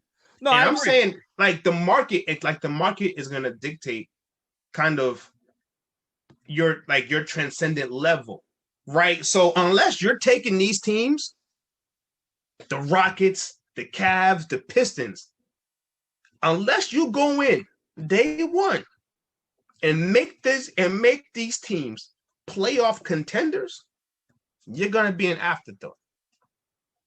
If Zion had these people, if Zion had the Pelicans in the playoffs or in the Western Conference, first round, second round, like old boy in Dallas, Luca, then we're talking about transcendent. Well, we're talking about transcendent. But not, you're gonna be an afterthought. You're gonna just be cool, scoring 25, and you're gonna sniff seed number 10. Well, that's the thing though, is that I never looked at Zion as transcendent. I think he's a great talent. I think he's going to put up a lot of numbers, like you say. But there's a difference between being generational and transcendent and just being very good. He's very good. Like, he's always going to be very good. Ja Morant is transcendent. That kid is going to change life in Memphis. He's already started. 2 years, the 2 years that he's played, he's had this team either in the playoffs or on the brink of the playoffs. Mm-hmm. This and what they're doing in regards to building that team around him, Jaren Jackson, all the other guys there, they're starting to build something special there. Mm-hmm. If you see the opposite in New Orleans, they don't have a plan. They don't have a direction. It's just Zion. It's, are we going to get Lonzo Ball back? We had Brandon Ingram. They don't have a direction. That other team over there, they say, we know who our point guard is. We have the guy. This is the transcendent guy that's going to lead us into the next generation of having the Memphis Grizzlies be relevant in basketball. Right. That's the difference. And that's what I'm saying. And this, so that's why I'm saying, like, Jalen Green has that potential. Although the Rockets are a dumpster fire and they have not been good over this last year because James Harden left, they're a good organization. They've always been a very good organization. They're going to have a little bump in the road, but I'm telling you, this kid is going to be the start of a special time in Houston because he is must-see TV. I'm gonna tell you, man. We're gonna look back at this conversation that we're having 6 months from now. You're gonna hit me like, it'll be that boy Jalen Green. I'm sure I know he's good. Yeah, and I know he's gonna get buckets and pair him with John Wall. I mean, hopefully it's gonna be must-see TV. And right? also Christian Wood. Yeah, so hopefully it's gonna be must-see TV. But they in the Western Conference, baby. Well, yeah, they're not going to make any noise right now. You know what I'm saying? No, but if he's that guy, because when LeBron stepped on the court the first day, that's transcendent. However, the first day. However, you got to remember, Cleveland didn't make the playoffs the first 2 years that he was there. I know. Right. But but he changed life in the sense of their record was completely different. Yeah, and I believe before he came, and I believe that Jalen Green will do that. Like, what was the Houston Rockets record this year? Let's look at that. Let's look at that right now and see what that record was. And I can definitely tell you that record is going to be better than what they had this year. Let's see. Houston NBA standings. Let's see exactly what that record was. So Houston, they had an awful year. The Rockets were hold on. obviously we got to look at the right year. I'm looking at the wrong year. Let's see. Okay, NBA standings. Houston was okay, so they had literally the worst record in the NBA this year, right? Mm-hmm. They were 17 and 55. So how many wins are they going to need for you to say, you know what, that boy Jalen Green, he got them in the right direction? Is it 25? Is it 30? Is it 32? What is your number? I think it has to be at least double. So 34. Mm-hmm. 34. So if they go 34 and 48, that's a double digit improvement. That's really good. Yeah. In the Western Conference, that means you're rolling in the right direction. Right. Okay. So that's fair. So we're gonna look back at this another 6 months from now. We're gonna come back and see what's going on. But I'm telling you, man, I need to see it. I'm telling you, And I can guarantee it. As far as Evan, right? Yeah. Is he gonna change life in Cleveland? I don't think right away. No, I don't think. But that's the thing. I don't think. Like I said, that's what I said. I think that he has the tools to be. I'm not as sure as Evan Mobley to be transcendent as I am about Jalen Green. I think he has the tools, but it's going to take a little bit more time for him because big men, their learning curve in the NBA is a lot longer. You know what I'm saying? Like it takes them a little while to kind of understand the speed of the game, how to move their feet, how to block shots without fouling, stuff like that. So, which is bad for him because when you're on a team like Cleveland, you that's where you kind of end up dying. Like you're not agree. It's not like you were Denver, like Denver, and you know, like my man had time to grow a little bit. You know what I'm saying? And now he's an MVP of the league, right? Like Jokic. Yeah, like he never like that was like a progression, and you got to see it, right? And the team went with him. Cleveland is like a dump. No disrespect. Cleveland is like a dump out there, bro. Like, oh man, that's where you go and just live out the rest of your days, man. But here's the thing, though. Here's the thing, though. It can go the other way at times too. Because think about it. You can go to a bad situation. You can play a lot. You can gain the experience that you need to be able to say, okay, I'm learning my mistakes on the fly. That's a good thing. The organization is allowing me to make these mistakes and still give me the minutes that I need to be able to progress in the right direction. We saw, Peyton Manning, when he got drafted to the Colts were an awful organization. They were bad, and so was Peyton Manning. He threw 28 interceptions in his rookie season. Yeah. But they gave him the opportunity to keep playing. You understand what I'm saying? Like, work through your issues, work through your problems, and we believe in the talent. The talent is good enough that you're going to be able to turn this around. So I think in the same situation, Evan Mobley has the talent, and he's going to have a situation where Cleveland is bad. They're going to give him a lot of opportunity to fail and also succeed at the big level. So that's why I'm saying a lot of opportunity to fail. Yeah, a lot of opportunity to fail, but also a lot of opportunity to learn how this game is, how to play this game, how to be able to manage the game speed and really be able to improve come year two. Because another thing that a lot of people don't realize about young players, right? And this is something I don't know if you know, so I'm going to give you a little insight of when you're starting to look at certain guys. Don't look at the rookie season, right? Never look at the rookie season. Kind of throw that away. You will always know who's going to be good and who's going to be consistently good in the NBA when that year 1 to year 2 jump is significant. If that year 2 jump is significant, you know that kid is going to be very good. If the year 2 jump is not there's not a huge jump, there's some questions there. And so, if you think about it, guys like Brandon Ingram, they were trashing him his first season. Oh, he's terrible. He can't shoot. He's too skinny. Average 7.5 points his rookie season. He then made the jump to 16. He then went up to 18. Then he went up to 20 something. And he's most improved player. Like, that's the type of jump you want to see from your young guy. Jordan Clarkson too was killing this year too, by the way. Exactly. It's all about progression. So, if you don't see a guy, just like I'll put a name out there that I've dogged since he's gotten here. Kyle Kuzma. Yeah, I'm a big time Laker fan. Kyle Kuzma came in here averaging 18.5 points. Great. But the year 2, there was no significant jump. He didn't go from 18 to 24. He went from 18 to 17.5 or something like that. Maybe it was around the same numbers. There was no jump in his game. It was the same game. That shows you that the career arc, the peak, he's already there. He's already gotten there. Like, there's no more getting better for him. Like, this is what he is. This is what he's shown you. This is where he's going to be in his career. Now, granted, if you're a 17, 18-point scorer in the NBA, that's a decent career. But it ain't going to be no better than that. It won't be any better than that. You can't expect him to surpass what he did over his first 2 seasons of the NBA. That's what I'm saying. Like, there's many other examples that I can use, but those are the most current ones that you can be able to see. So, Can I ask you? Yeah, go ahead. There's one guy I want to ask you about. Yes, sir. Because I like him. I really like him.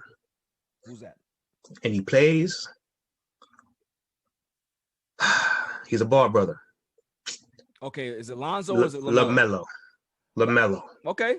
I like this kid. He's talented.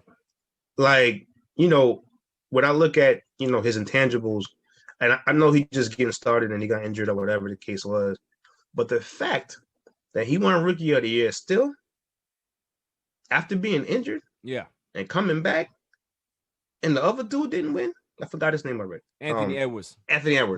He had that great dunk. It's good. It's great. But my man, there was something about LaMelo, man, that I think if he gets better and better, like at 6'7", this kid's a problem. Nah, I'm with you. I think that I remember, when the whole Lonzo Ball, LeVar Ball hype train began, LeVar was so honest with the public. He's always been honest. That he did say that. He said, listen, he said, Lonzo's good. Jello is tough like me. He said, but my youngest, he's going to be better than both of them. Yeah. You know what I mean? And you see that. The kid already. The kid is 6'7". He may be able to, he's not done growing yet. He may end up being 6'9", 6'10". Who knows? But the intangibles are there. The vision, he has better vision than Lonzo does. He's a scorer. The jump shot, he needs to change the form a little bit, tweak it a little bit, but he can hit the shot now. I think he's very good, man. But like I said, I am waiting because to see this year. I need to see the year 2 jump. If there's not a significant year 2 jump in regards to certain things about his game, I will question what his peak is, if he's hit his peak already. So, but the thing is, culture is already starting to change in Charlotte. That's when when you have something special. That kid can possibly be a transcendent player because if you're going to change life in Charlotte with Michael Jordan, that's been a awful evaluator of talent over the last 15 years or so. He's the GOAT. He's the GOAT. He's an awful GM. Right, but just because you're the GOAT in basketball doesn't mean that you can be able to pick talent. Awful owner. Yeah, you know what I'm saying? So, like, that's the thing that if he can be able to change life in Charlotte, man, because they had a great draft as well. They drafted 2 good kids that are going to add to that talent pool that they have over there. They got a young one, too. Yeah, man, I'm interested, man. I'm that dude they got that dude that can jump out the sky, too. My God. Yeah, I think they got Kuminga. They got Jonathan Kuminga, I believe. And they have, I think it's Book Night. I think that's what he drafted. So speaking of peak, because I don't think he has yet. Yeah. Has Luca hit his peak yet? No. And that's the scariest part of this whole thing. But here's where I'm gonna throw a caution flag for a lot of people. Luca right now starting to realize the impact that he has, right? Where he's gonna sign this Supermax this summer. He's already bumped heads with his former head coach to the fact that Rick Carlisle had to leave. Rick Carlisle left because of that situation. He didn't say that he wanted to retire. He said, I'm out of here. He went back to Indiana. That's going to be the trying situation for Dallas. Can they is it wise to appease to this kid now? Like he's playing at a high level, but there's a lot of things that he needs to improve on in regards to his leadership. He needs to be a great leader. Like, you know, LeBron, although he was young, his game was always a game that I think he improved guys. He made guys better. Luca, on the other hand, if you're looking at the triple doubles, the numbers are great. But does he really actually make his teammates better? I question that. Well, I mean, does he have the right teammates around him? That's the other question. Well, that's what I'm saying. Well, but that's the difference, though. That's what I mean. If you are a transcendent special player, you can have Joe Schmo and make them look better than what they are. Is what I'm saying. Is like, Tim Hardaway Jr. is looking real good. Well, Tim Hardaway's always been pretty decent. He's been okay. He's always been okay. He's always been pretty decent. But he's looking good now. Is my fun thing. But look at the other players around that team. Look at the other players around that team. They have not leveled up, is what I'm saying. So I like him. I think he's great, but I'm still skeptical about if his game translates into them winning and being transcendent enough to get to the next level is what I'm saying. As an organization, I like him. I think he is transcendent, but I think there's one guy who can't talk in that organization, and that's KP. Oh, like, he's like he doesn't fit in, bro. I don't think he fits anywhere though. That's the problem. Is that he's complaining about Luca, but I'm like, yo, if I was Luca, man, are you serious? Well, I think I think KP pass you the ball either. KP would have been traded had his contract been a little bit more reasonable. Right. They would have shipped him out already, but the fact that he's making that much money, they're like, listen, we know that nobody's gonna eat this contract, so we just gotta have to take a loss on this one. But they need to find themselves another guy. If they can be able to find themselves another guy, like say a DeMar DeRozan. I was just about to say that. Wants to go there. He can't shoot. Luca can't shoot the outside shot either, but I think with their playmaking ability together, they can be able to make that team good. The championship contender? No, but better than what they were. If they can find a way to get a superstar guy to come in there, and that's very hard because nobody wants to go to Dallas. Then to play with him, he might. I don't know, man. As great as LeBron was in Cleveland, nobody went to Cleveland. Y'all, the first time. Yeah. Well, that's what we're talking about. This is Luca's first go around, right? Yeah, he hasn't got to year 7. So that's what I'm saying. It's like, I don't know if it's ever going to be as good as what they have now. They made back-to-back playoffs. They took the Clippers in back-to-back years to the brink. Is it going to get better than this? I don't know. I would have to see, like I said, how he matures as a leader, how his game matures, because in my personal opinion, he shoots way too many threes for a guy that can be able to get to the basket as easy as he can. He shoots way too many step-back threes. He needs to just go to the basket, get to the line, and dominate the game that way. Nobody's gonna stop that three. Yeah, but he can't hit it.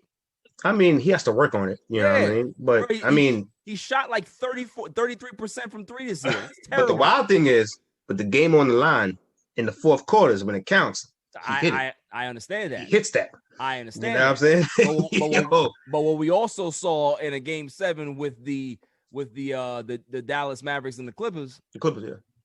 Mm-hmm. There's certain times where he doesn't trust his teammates enough to give them a chance to, succeed. Unless it's Tim Hardaway Jr., he don't got nobody. Well, that's what I'm saying, man. Like, the team. So Mark Cuban has to go out and get people. Well, they always do try. Like I said, it's hard to get talent into Dallas. It's really, you have to draft it.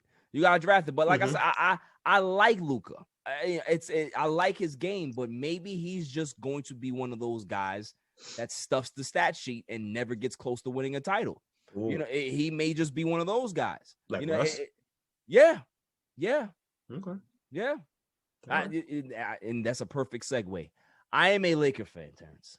Okay, big time Laker fan. I've been a Laker fan since I was in diapers because of my mother. Shouts to my mom. You know, she instilled the Laker brand on me. She was a big time Laker fan because she hated the Celtics because all the Celtics were white and the Lakers were black. You know what I mean? And that was a lot of people back in the day, right? So A lot. being a Laker fan and seeing the progression and the championship last season, and you know, I even I have a video right now on YouTube that's like maybe a week old that I said I don't want Russell Westbrook any part near my team because he's a great player, Hall of Fame talent, no doubt, right? Triple doubles and you know, average a triple double 4 out of the last 5 seasons. Absolutely. The talent is off the charts.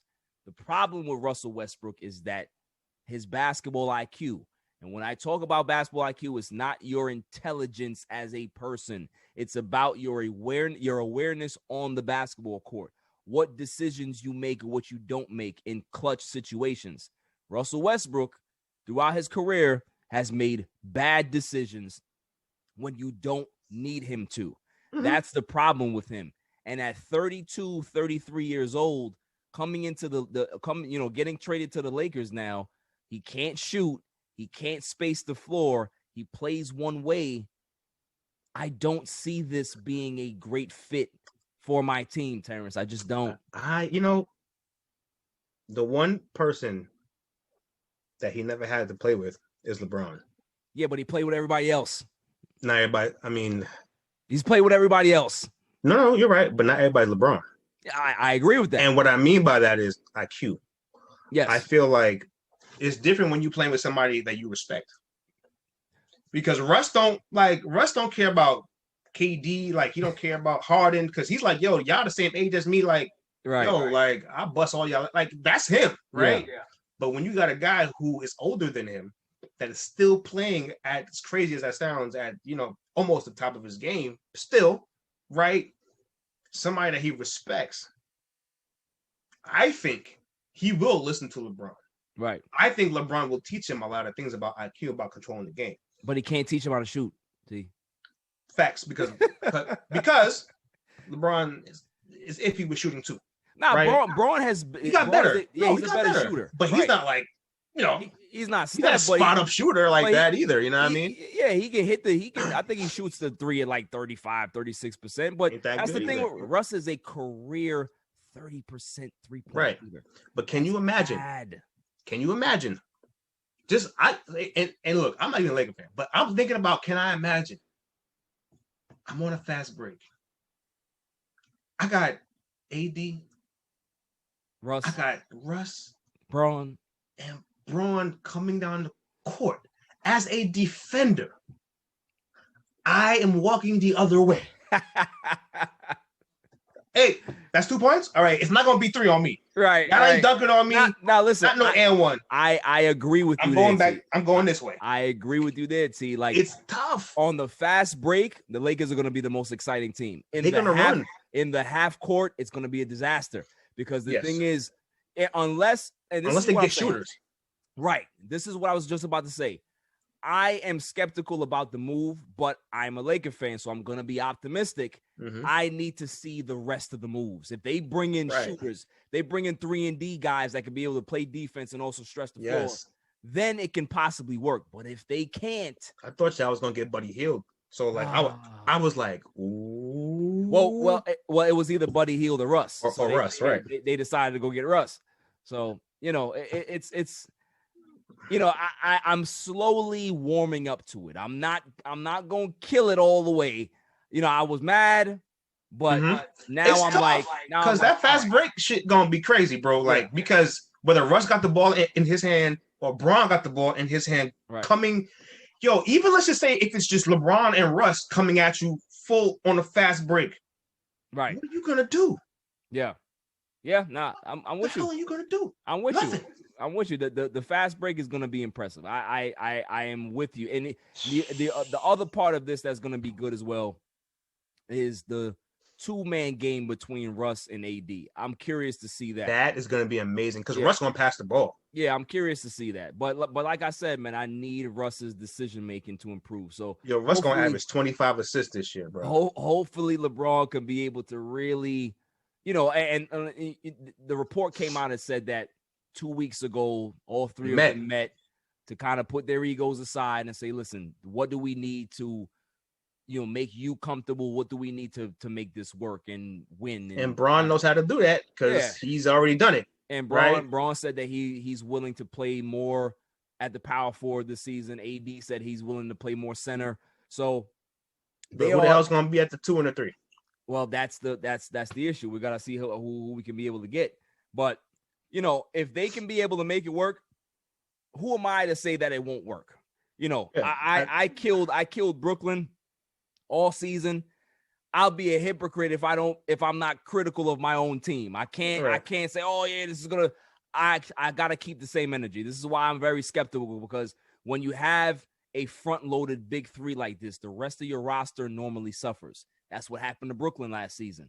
The Lakers are going Bron know how to make a team out of that though, because he's been doing that for years. Yeah, but you talk Cleveland, about LeBron. Miami. LeBron ain't no GM. It's Rob Pelinka that got to put this together, right? You already know Bron's a good GM.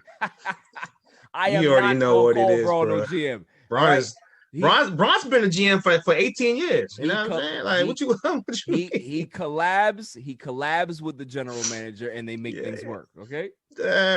Bron became a GM after his first stint in Cleveland. Well, he knew what he wanted. His GM tenure started. He knew what he wanted. It's just like Brady and Tampa. Brady was like, listen, hey, you know that guy Gronkowski that's been retired? Well, he told me that he wants to play, so go get him. Hey, that guy AB that's been in trouble? Well, I got him. Don't worry about it. He'll stay with me. He'll stay with me. He'll be fine. Like, so, when you have that type of cachet, you can be able to kind of, make things happen. That's what I'm saying, man. I think we'll see. They got to see who they're going to get as far as shooters. Filling out the roster. I'm hearing Melo. I'm hearing Melo can still play too, so yeah, I'm hearing that it's possible that DeRozan may take the vet men to come. I'm hearing a lot of stuff. That's crazy if that happens, bro. I'm hearing a lot of stuff. So, if he takes the vet men to come, but even still, I like DeRozan, but he can't shoot. Another guy that can't shoot. Yeah, can't. I can't. If Russ is gonna be the one guy that can't make it 3, I can't have 2 or 3 of these guys on the team either. I need guys. Melo can shoot. Melo can shoot, yeah. Melo can shoot. So they might need Melo. I need guys like Doug McDermott. I need Reggie Bullock. I need guys that could just be able to just shoot the 3 and do that. That's why I'm gonna miss KCP. Shouts to KCP. He's been here, won us a championship, but he had to go. But the one guy I don't miss, the one guy that I don't miss is Kyle. I miss Brandon Ingram Kuzma. I am so happy that he's gone. Why didn't the Lakers make a push? Because this would have been the perfect match for the Lakers. What? Dame time. Well, we don't know if Dame wants to leave. That's the thing. Like for Dame, everybody's saying that Dame is thinking about leaving. But until he comes out and publicly says, I want out, you can't do anything because Portland's not going to answer the phone. They're not going to answer the phone. So he would literally have to do what James Harden did. I'm not coming back. If you trade me here, I'm not going. I want to go here. That's what James Harden said. I want to go to Brooklyn. That's it. You know what I mean? So because now with Russ going to the Lakers, Russ going to be on Dame's ass now. Like know that, right? And you know how you know them too. Listen, I don't know, man, because you know them too. If there's what I mean, they don't like each other like that. If there's one person that Dame owns, it's Russell Westbrook. I ain't gonna lie to you. I ain't gonna hold you. Dame owns Westbrook, just like how Steph owns Dame. I don't. If they buck in the playoffs, I think Dame may average 50 on Russ. Like that's just that. But the fact that lose, yeah, right, exactly. The fact so that don't matter. Yeah, we got Braun and AD to offset that, but it's just Russ and Dame got his number. That's all it is. 2 good players, but give me Dame. Give me Dame over Russ because Dame would have been a seamless. Because he could shoot. Yeah, that's what I was saying. But it is what it is, man. I have to be I gotta be a Laker fan. I gotta put my Laker flag on. I gotta support. You know what I'm saying? Like, who is your team? Don't tell me the Knicks because I'll kick you off the show. Don't tell me the Knicks. I've only been here like 2 hours. No, but it's not the Knicks. It's not the Knicks. Okay, it's a team that's just as bad, but it's the Bulls. You know what? What? I am sick of you people with this Chicago Bulls love. Why? Because Jordan's not coming back. So, but here's the thing. I'm not like you. I'm not a turncoat. I'm not going to just leave because you left the Jets to go to Dallas. Like, but listen, you're a Laker fan through and through, right? Yes. The good, the bad, right? Yes. It's the same thing. I grew up, my dad instilled in me the Bulls. Why? That was what I grew up on. Why? It was the Michael Jordan era. That's what I grew up on. You haven't experienced the Michael Jordan era. Shirts. You listen. I was 13 years old when the Jordan era ended. Right? 13. Yeah, when it ended, right? You were pretty much around the same age. So right. You've experienced more life being bad than actually being good. Right. I wouldn't blame you if you say, you know what, I just want to get rid of this fandom. And know what? But here's the thing. I've been a Bulls fan through the Jordan era. Right. I mean, that was life for me, right? And so you could imagine I had a whole thing for the Last Dance. I mean, I had a whole thing for myself for the Last Dance. Right? I'm sure that was paradise for you. I sat there, I said, I put my phone on Do Not Disturb. Yo, like, don't bother me. Like, right. I gotta watch this. So, and then then we sucked, right? And then we hit the Derrick Rose era, who is my favorite player still. I mean, he had unfortunate, injuries. Yep. But when the Derrick Rose era hit, I was reborn. Like, I was like, but you want to hear the crazy thing about my story about basketball? Yeah. My favorites. My favorite team was the Bulls. Okay. My favorite player, Michael Jordan, was my second favorite player. Michael Jordan was your second favorite. So who was your favorite player? He's the GOAT. Right. I knew that. But when he faced this guy, I had to go with that guy. My favorite player of all time. You're going to kill me. I probably won't, but let me hear it. Is Reggie Miller. Oh, you know, Knicks fans are gonna they not gonna like you for that one. I grew up with being my two favorite players all being Knick killers. Yes. And for me, Reggie Miller was like he was a skinny kid, like I was a skinny kid. I didn't have a lot of athleticism, but I was a shooter. Right. So that's what when I saw him play, I was like, and that's me. He talked. Yeah, that's me. Said, that's me. Like I can't even dunk. I could barely touch the backboard, but you about to catch this bucket, right? Like 30 feet, right? That was me. So I love the clutchness, like his game to me. I was like, yo, like he runs. I ran a lot, so I was like a good catch and shoot. So like that was just my guy.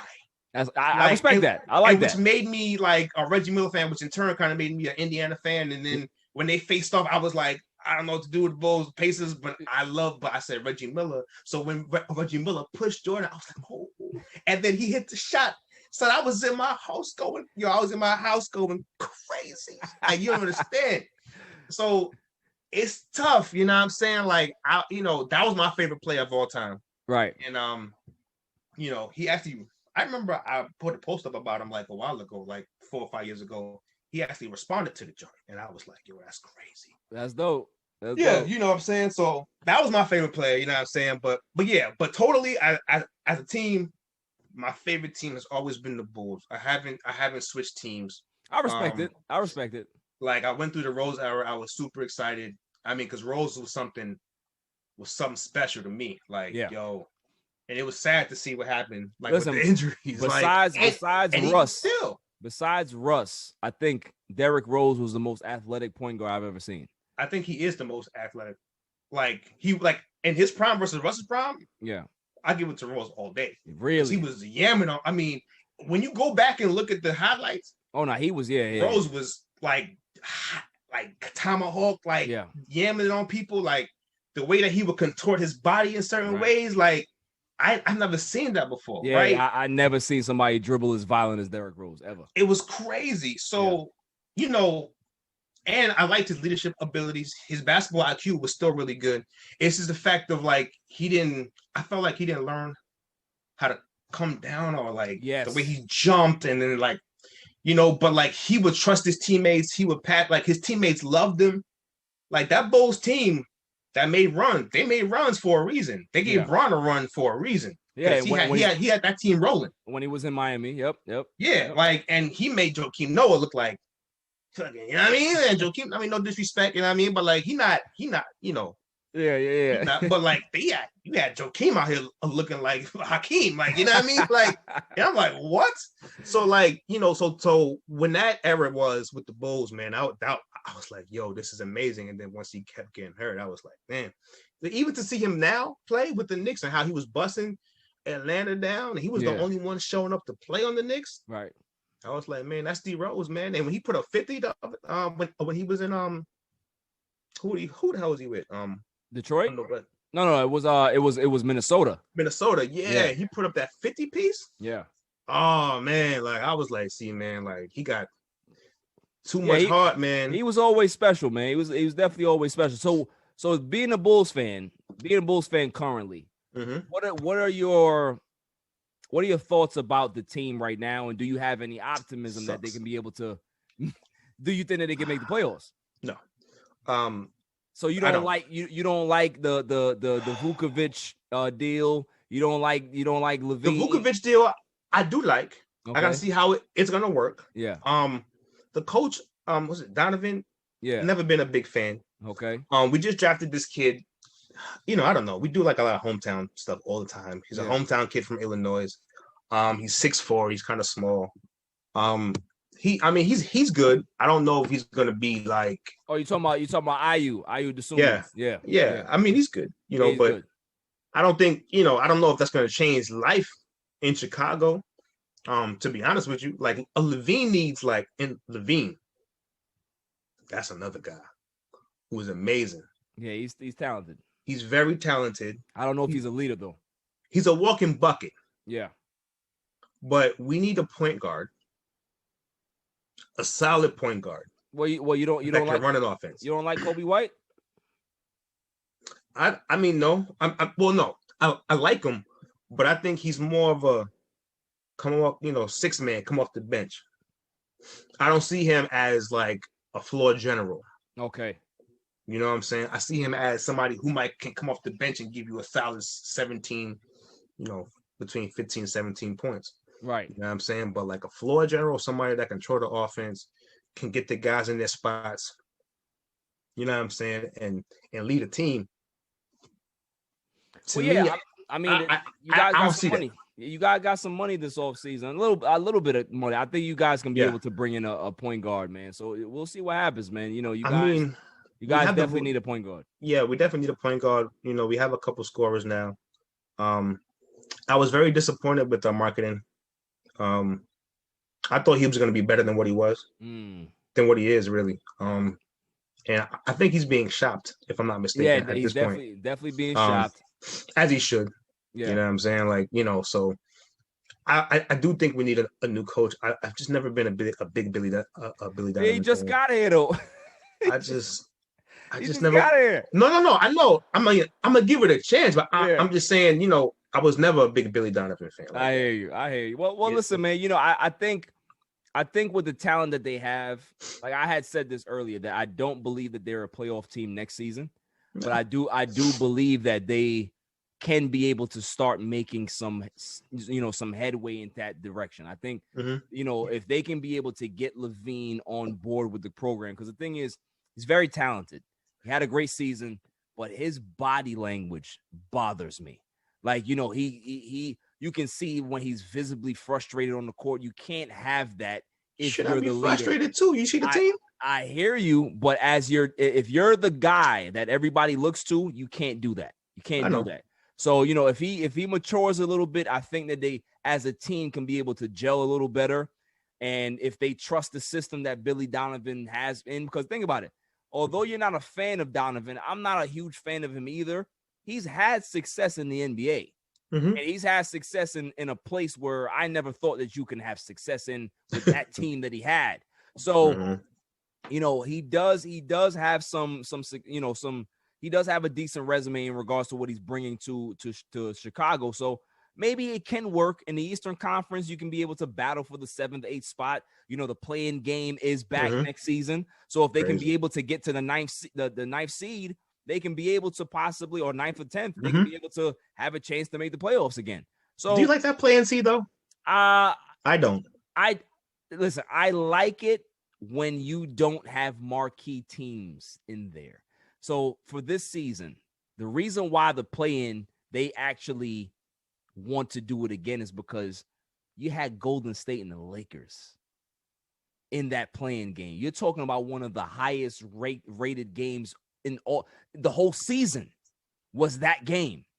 So they're trying to say, well, maybe we may get another accidental situation that happens like this because the ratings were so successful last season based on that.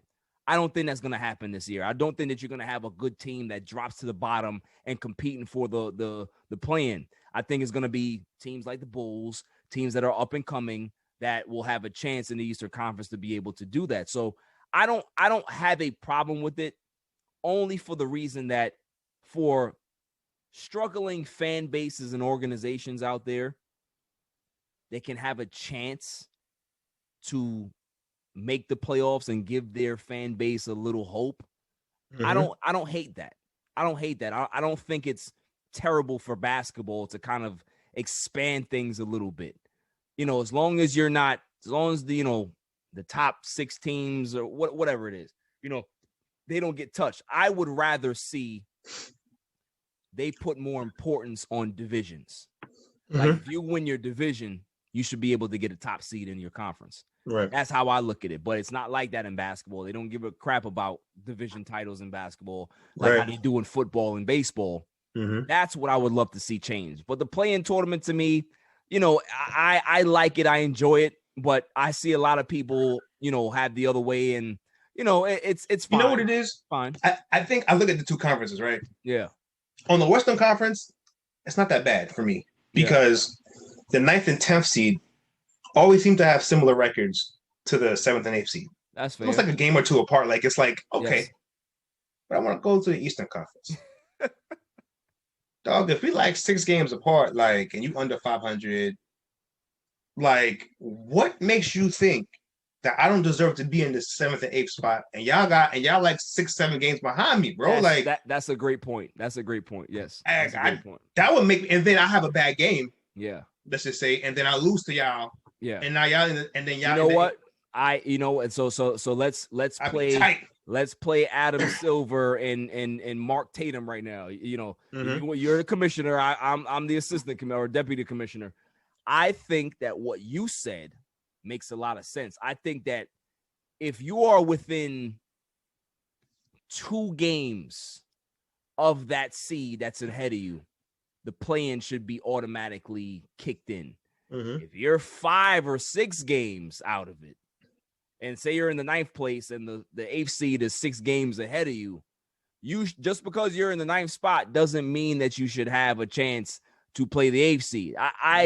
I agree with that. Eligibility or the 10th seed or whatever it is. Like you gotta be within a few games of the person that's ahead of you or behind you for that play-in tournament to kick. If it's not like that, then there is no play-in tournament. And that's what I think. And that's what I think should happen. I don't think that we should get rid of it, but there should be stipulation. Just because you're a 9th or 10th seed doesn't automatically mean that you should play me. Because, I respect that. You know what I mean? Like, it ain't fair like that. Now that will create, I think, because now there's stipulations and rules for a playing game. Now I think that might make the competition a lot more steep. Now those 9th and 10th seeds might play harder so they can get within those 2 games to win instead of tanking. That's what I'm saying. You know what I'm saying? But all of this 9, 10, I'm like 25 and 50 and like y'all like 40 and 42 and but we could man, you can't bro. Like I gotta call the commission. We gotta handle something, bro. We gotta square up or something, bro. Right, man. Like, well, listen, I want to read the rules a little bit more on that play-in because maybe it is like that, or maybe it's the way we're talking about it. It's not. So I want to see a little more from it because like I said, they had success with it this year because Braun and Steph were in there.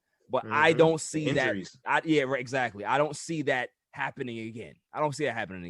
So will they have the same type of ratings for the play-in tournament? If the ratings drop this coming season, maybe they drop it altogether. I don't know. So we'll see. We'll definitely see. But let's go ahead and get to the last segment here. I always like to do rapid fire with my guests for the last segment. Where I spit out some names and you can be able to tell me who's better than who. I'm not going to debate you unless you completely jump off the cliff. I'm gonna have to reel you back in. You know what I mean, I'm gonna have to go save you. But other than that, I won't debate you. Okay. So let's start with football. Better wide receiver, Marvin Harrison or Isaac Bruce? Damn. Marvin Harrison. Okay. I see that. I'm an Isaac Bruce guy, but you can't go wrong. Better tight end, Antonio Gates or Shannon Sharp? I gotta go Unc. You going Unc? Yeah. No, I gotta go Unc Sharp. I gotta go Unc Sharp. Stay sharp right there, boy. Shouts to my man Sharp. That's my man. Yeah. Let's see. Better running back. Oof. Since you're a Jets fan, I'm gonna hit the heartstrings right now. Curtis Martin or Edgerrin James? Curtis Martin. Now listen, are you being objective or are you just being a Jets fan? Which one is it? Absolutely being a Jets fan. I am absolutely being a Jets fan. I gotta ride with my guy. Nah, Curtis Martin was my guy too, man. He was great. Yeah. Let's see. Better wide receiver. Do we have Devontae Adams or DeAndre Hopkins?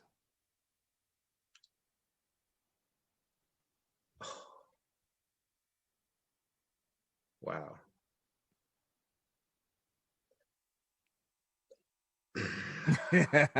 Wow. That one stumps me. Me. Oh man. I'm gonna go Hopkins. You going D-Hop? I'm gonna go D-Hop. Okay. Here may be another one for you. Better running back, Christian McCaffrey or Alvin Kamara?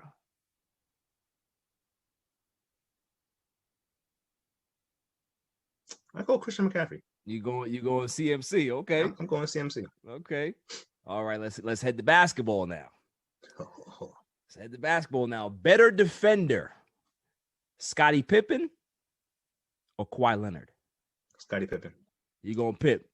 Yep. All right. I'm not going to disagree hesitation. with you. I'm not going to disagree with you there. Better defender, Draymond Green or Dennis Rodman? Dennis Rodman. Not even a hesitation. I respect that. I like that. Better scorer, James Harden or Tracy McGrady?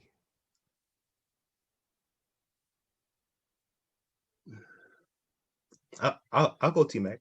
Go T-Mac. Okay, that's fair. I like T-Mac had his good years. Better hybrid point guard. Now I'll go ahead and explain myself, and then you can be able to answer. Hybrid point guard means that you play the point guard position, but you're not a real point guard. You're based on your size. That's why you're playing the position. Okay. Better hybrid point guard, Allen Iverson or Steph Curry?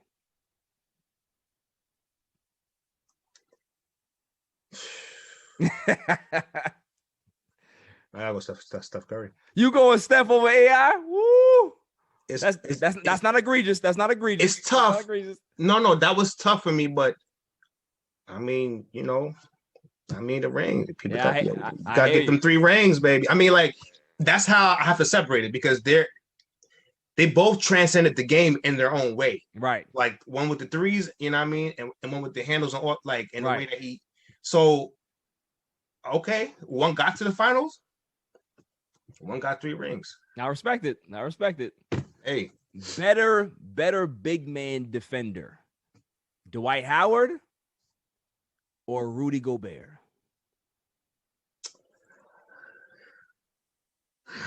I'll go with Dwight Howard. Good, because if you went Rudy Gobert, this is what I would have to stop the show and tell you you don't go that side. You don't go that side. We go the other side. Yeah, Dwight Howard. Yeah. Okay, that's fair. Yeah. Better shooter. Obviously, I think I think I know who you're gonna pick, but I still need to see if you're gonna be objective. Reggie Miller or Ray Allen. Reggie Miller. You gotta be objective, man. You gotta be objective.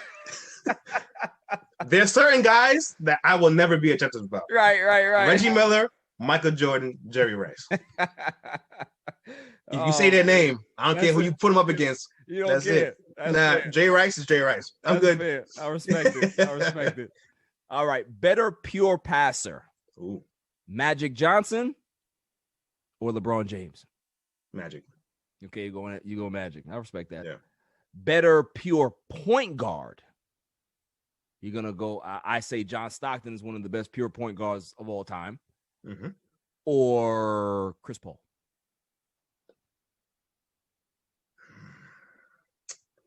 Stockton. You're a good man. This is why me and you are friends. All right, let's see. Better big three. The Miami Heatles or Steph, Clay, and KD? Steph, Clay, and Drake, and Steph and him. Why? Why? Why? I mean, why? I mean, shit. I mean, they won 3. The KD and them only won 2. I'm talking about the trio. Oh, the trio. Oh, okay. KD's unstoppable. It's a fact. Whenever nobody stopped, like when Braun went against him, he couldn't do nothing with him. Yeah, Braun was a little older. We're not gonna make excuses. Yes, we are. Yes, I always make excuses for Braun. We're not making excuses for Braun. You cannot make excuses for Braun, bro. Like he came in your house. I'm a Braun apologist. 2 in the eyes, okay? 3 in the eyes. Excuse me. You know what I mean? I will fight for LeBron James. You hear me? I'll fight. I will not. And you're a Laker fan, so you should now, right? Yes. But before, I bet you were not. I was. I used to follow LeBron. Listen, Lakers fans were never LeBron fans. What are you talking about? And then when he came to LA, he had a hard time. First of all, because it was Kobe. You talking about the fan base. You not talking about me. Like Kobe Bryant, Magic Johnson. Those are my favorite guys of all time. But LeBron James is right there. I don't even know where they rank anymore in regards to Kobe, Magic, and LeBron for me. I don't know because they're all great to me. Kobe don't get the respect he deserves. Nah, he doesn't. I think as the years go on and people realize how great he was, his time or his ranking will move up as it goes on. But that's the way things, especially because he's deceased now. I think people are gonna look at him more in a positive light than if he was alive, and then it takes a little bit more time for history to kind of work. You know what I'm saying? So back to your original question.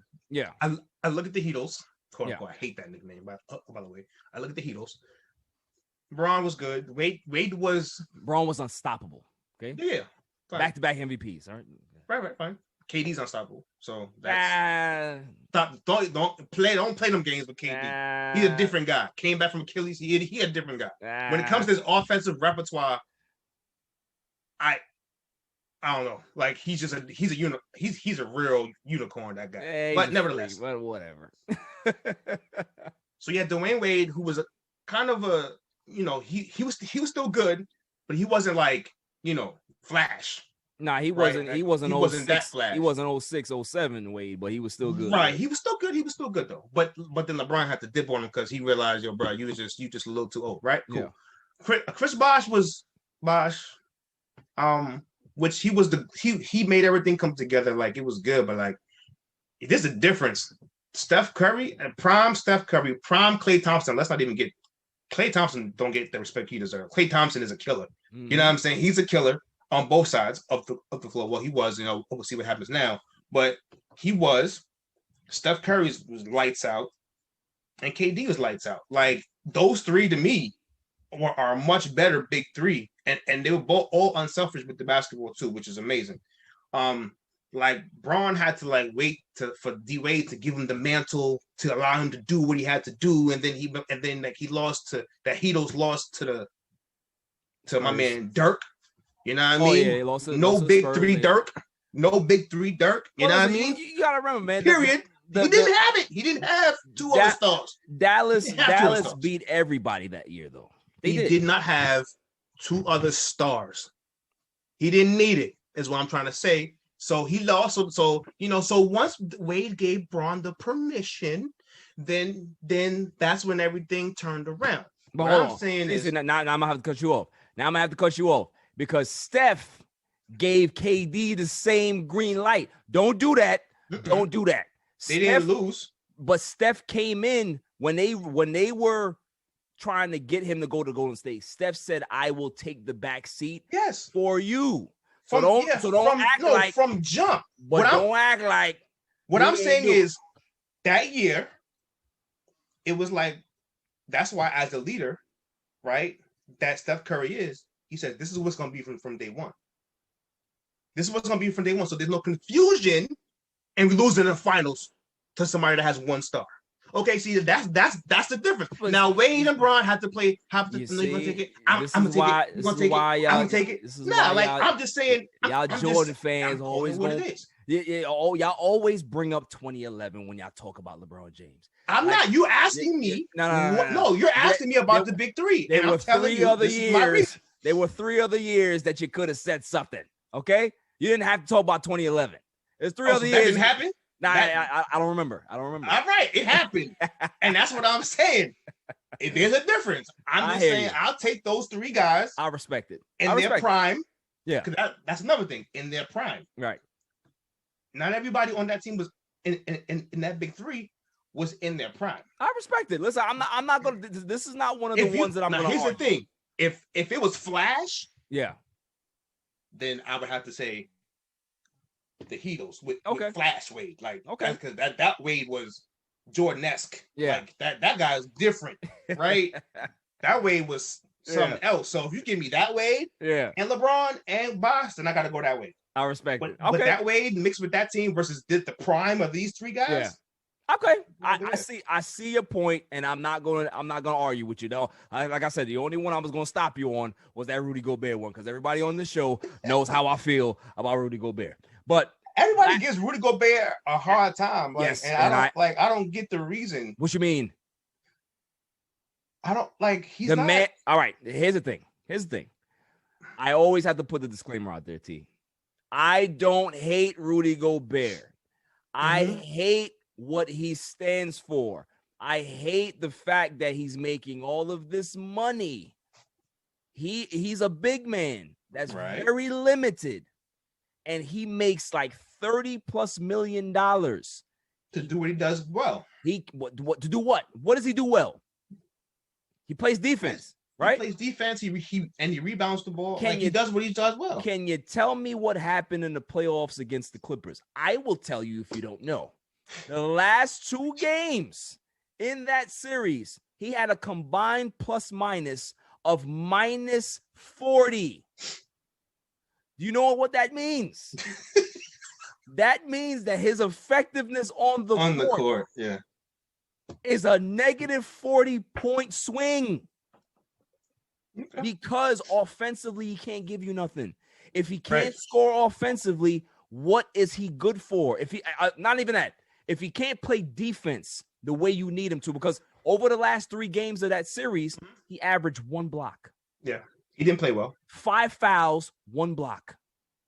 Get out of here. I get it. Get out of here. How many defensive player of the year awards does he have? What does that mean? No. How many? He got 3. What I'm trying to say when it comes to contracts, what I'm saying is that's what happens. Like you can't say if I have 3 MVPs, like or whatever the case is, you're gonna tell me because I messed up. Look at Harden. I'm not saying that he shouldn't have asked for the money, but as an organization, just because you the defensive player of the year don't mean I gotta give you $35 million a year. You gotta give me I win it more 3 than times for you. No. So that means if that's the case, that means a lot of these guys don't deserve their money. including James Harden and all of them. Yes, that's exactly what I'm saying. You're 100% right. You're 100% okay. right. So you're across the board with that. Across the board. Okay, so if you're across the board with that, then okay. I thought it was just specifically for him. Oh no, it's double for him, but it's definitely across the board. Double for him. Come on, man. That's like if Draymond Green would have get the Supermax. He can't score. Draymond Green is the master of the single triple, or triple single, whatever you want to call it. Stupid. Man, he can't score. You gonna make $40 million? Well, let me ask you about Draymond. He never could. That's not true. You're a liar, first of all. But what do you mean I'm a liar? Because he almost won the MVP of the whole finals if they would have won Game 7. Tell me he wasn't. Tell me he was not. Which one? You talking about the one with the Cavs in 2016? Yeah, but they lost. And he had almost a triple-double. He had almost 30 points or something like that. He was not averaging those 30 points. You talking about Game 7? You don't win MVP of the series for one game. I bet you he would have. No, he wouldn't have. I bet you he would have. Because it's Draymond Green. All right, I hear you. Draymond. I see there's a lot of guys you just don't like. I see it already. I don't. There's a lot of guys you just and Rudy Gobert and his contract at top of the list. Top of the list. Top of the list. But that's why. See, but this is the thing. This is why when you do your job and you win awards 3 times, you get to get on the phone, call your agent, right, and said, "I am a 3-time Defensive Player of the Year award for this organization." Tell them I want the Supermax, right, and then I can take myself elsewhere, and then when somebody else will give them a max, and then when the organization can't get out of the first or second round because of your lack of awareness as an offensive player, because you're getting that Supermax, they can't put any better players around you because offensively you're one of the worst players in the league. Then fine, if you want to be a handcuff and an anchor for your team, is that and truly his fault? Yes, or is that on? It is, or is that on coaching? Because truthfully speaking, there are other guys on that team that can really score. Okay, but they did not. But let me tell you except this. for Mitchell. Let me say this to you. What's the difference between Rudy Gobert and a guy like Mitchell Robinson, a guy like Nerlens Noel, a guy like what's his name, Whiteside? The difference is money. Whiteside. Yeah, Whiteside is a great shot blocker. He's a great shot blocker. Yeah. He's one of the best shot blockers in the league. How many defensive players does he have? No, he does. He's not gonna get those. Why? Listen. Why? Rudy Gobert won a Defensive Player of the Year last season, right? Mm-hmm. Who was the better defender than him last season? It wasn't last season. It was the season before that. Excuse me, because Giannis won it. The season before that. Giannis won it this year. Giannis won it the season before. The one, yeah. Giannis wasn't the best defender that year. It wasn't Rudy. Anthony Davis was the best defender last year. He was the Defensive Player of the Year. He finished second in the rankings to Giannis. Yep. The year before that, Rudy Gobert won it, and somebody else should. I think Anthony Davis should have beat him that time too. This season, well, that's your bias. No, I'm not. This season, could you honestly tell me? And I'm going to ask you a question, and if you say that, then cool. I'm not going to fight you. Was Rudy Gobert a better defender than Ben Simmons? Ben Simmons. Don't get me started. We're not talking about Ben Simmons, the offensive player. We're just talking about as a defensive lockup. Ben Simmons was the best defensive player in the league this year by far. And here's the And what happened? Well, listen. It's the same thing. What happened in the playoffs? Well, they lost. He was horrible. Yeah. So defensively too. So was Rudy Gobert. That's what I'm saying. But so was Ben Simmons in the playoffs. Defensively, he was Matsuda. But at least Ben Simmons can do more than what Rudy Gobert could do. At least Ben Simmons can pass the ball. He can pass it. He can pass it. Rudy Gobert has to get the ball thrown to him. He can rebound the ball better than Ben Simmons, and he can't score. And neither can Ben Simmons. I will give me Ben Simmons over Rudy Gobert any day. No, any day of the week. I'm good. Any day of the week. I'm good. That's why when they tried to trade for Ben Simmons, everybody's hitting the reject button. reject button. Why? How many teams? Why? How many teams do you think would be lined up to trade for Rudy Gobert right now? Depends on their needs. With the salary, with the money that he's making. See, it's not. That's the thing. I think that if there's a team that has mostly everything in place, they need a solid defender, a big man that can rebound, they would take it. I think that it just depends on the team. You hear what you just said? That the type of money. This is my problem with Rudy Gobert, and this is why I always have to put the disclaimer out there. It's not his talent that I don't like. It's the price tag that comes with that talent. See, I like Draymond Green. Draymond Green's making $20 million a season. I'm okay with that. If Draymond was making Braun money, we would have a big problem because of what he brings to the table offensively is not enough for that type of money. Rudy Gobert is making $30+ million. His offensive game does not warrant that type of paycheck is what I'm saying. That's the problem. If Rudy Gobert was making 15 million or even 20, I'd be fine with Rudy Gobert. As a three-time defensive player of the year, you're not paying me $15 million. You're not paying me like somebody that don't have that credentials. I agree. But let's take the Supermax clause out of it. Okay. Let's take it out of it. Let's say that never existed.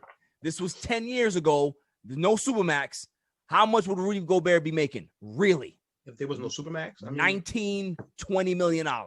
I hear you, but what I'm saying is there's a lot of people that's making money that they shouldn't be making, though. I mean, that's a real thing. That's in the world, and I hate all of them. Yeah, I hate all of them. But here's the thing: once you start getting accolades under your belt, you can't take that away, and therefore you got to cough it up. That's a fact, though. Right? You know what I'm saying? And I agree with you. I understand that, but when it hinders your team to be able to add more pieces and be good because your contract is an albatross. Yo, listen, I'm gonna tell you like this. Once your podcast is going, because I know it's gonna start getting a bunch of awards, right? You're gonna have a bunch of accolades, right?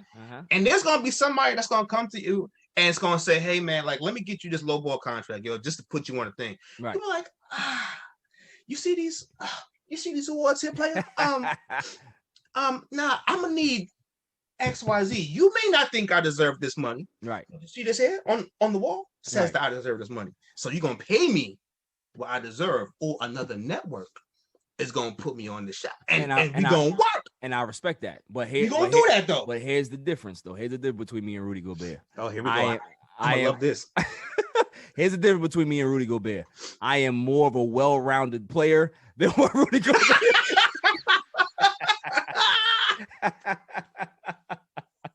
Yo, I knew you was gonna come up with something like that. I said, "Oh man, I am more well-rounded than Rudy Gobert will ever be in his basketball career." Oh man, this is why Barry gets one and Rudy Gobert gets none. But listen, Terrence, this was fun, man. I definitely appreciate you coming on the show, bro. This was a lot of fun. We basically almost did 3 hours because of how much fun we're having.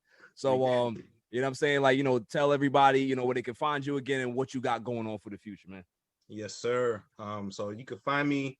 I am on YouTube. I am at 𝐸𝐸𝐿 Inspires. I am on Facebook at 𝐸𝐸𝐿 Inspires. Twitter at 𝐸𝐸𝐿 Inspires. On Instagram, it's at 𝑡_till_inspires. My website is www.𝐸𝐸𝐿inspires.com. I'm also on Clubhouse. I just got on there. I don't even know what that's gonna be good for you. Is. That's gonna be good for you. Huh? I said, that's gonna be good for you. Clubhouse is good. Yeah, Clubhouse is good, but it's it has a big wave already, man. But my Clubhouse ID is at 𝑡.till TILL.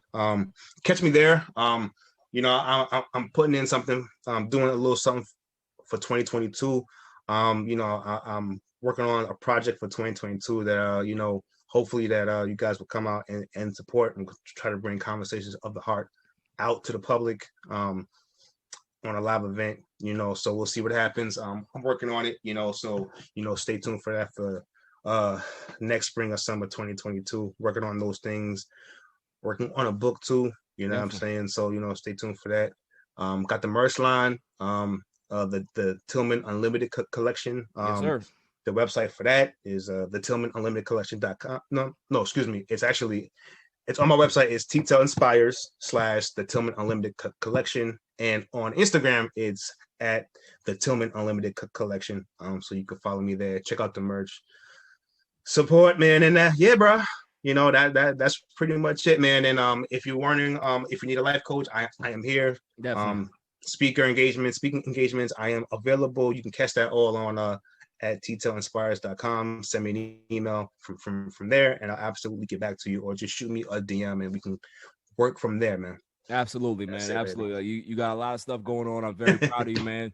Very proud to call you my friend. Keep doing what you're doing, man. You're doing a lot of good stuff. And like I said, true influencer. That's what you're doing. Like, you know what I'm saying? You are changing people's lives. You are inspiring. You are making people want to be better. So, you know, keep doing what you're doing, man. I'm really proud of you. Yeah, I appreciate it. And stay tuned for August 12th at 8 o'clock. 𝐥𝐤𝐤𝐿. Yes, sir. It's my turn. I'm in the seat. You know what I mean? And we're going to be having the legend himself, Barry Grant Jr. Yes, on sir. Conversations of the Heart each and every week on Instagram Live. You know what I'm saying? So August 12th, 8 o'clock. Yeah, 𝐥𝐤𝐤𝐿, be there. That's gonna be fun, man. Amazing, it's gonna be bro. fun. I'm gonna bring my crazy self to your platform. So, you know, Yo, we're gonna do it like this. for And that. I don't know. We might have another 3 hours in this. right. IG gonna be like, yo, click. Right, get these dudes off of here, man. Get them off of here. But I like I said, I definitely appreciate you, man, and we'll talk again. Appreciate the opportunity, man. Thank you. I'd like to thank my man Terence for coming on the show. Shouts to him, doing a lot of things on his platform. You know, he's really creating, you know, awareness and bringing change to a lot of people's lives. So, you know, that's a true influencer in my opinion. The only thing I don't like is the fact that he wants to sell me on a Rudy Gobert. Nope, not here. Not on the All Even podcast. Y'all already know that that's not going to happen. But shouts to my man Terrence, man. Coming up after the break, the greatest segment on the planet, Dummy of the Week. On a Saturday. It's All Even. This is 𝐤𝐤𝐬𝐿 and Gals. Just want to give a shout out to All Even Podcast, the best sports podcast out there. Keep up the amazing work. Also check us out at 𝐸𝐤𝐬𝐿.com. We're everyday apparel for cigar smokers. Let's get it. What's going on? What's up with you? It's your boy, the Candyman, the ALFRE to the D. It's your boy, Alfred from the Rap Lab Podcast. And it's the one and only True G. Just call me the QG from the Rap Lab Podcast. And you tuned in to All Even with Barry Grant. Boy, that shit crazy. Welcome back, y'all. So the Washington football team actually was the candidate for Dummy of the Week on Tuesday. Dummy, yeah. I've officially named them the winners for this week. So let's just get that out of the way. I want to take this time to talk about something that's really near and dear to me. It's a really important thing I want to get off my chest. You know, Kyle Kuzma has been traded. He's in Washington right now, and you know, over the past 4 or 5 years, I've really given it to this kid. I've paused. I've really, you know, been critical of his game. I've been critical of his dressing and certain things that he says in the media, and you know, I want to take this time to thank Kyle Kuzma.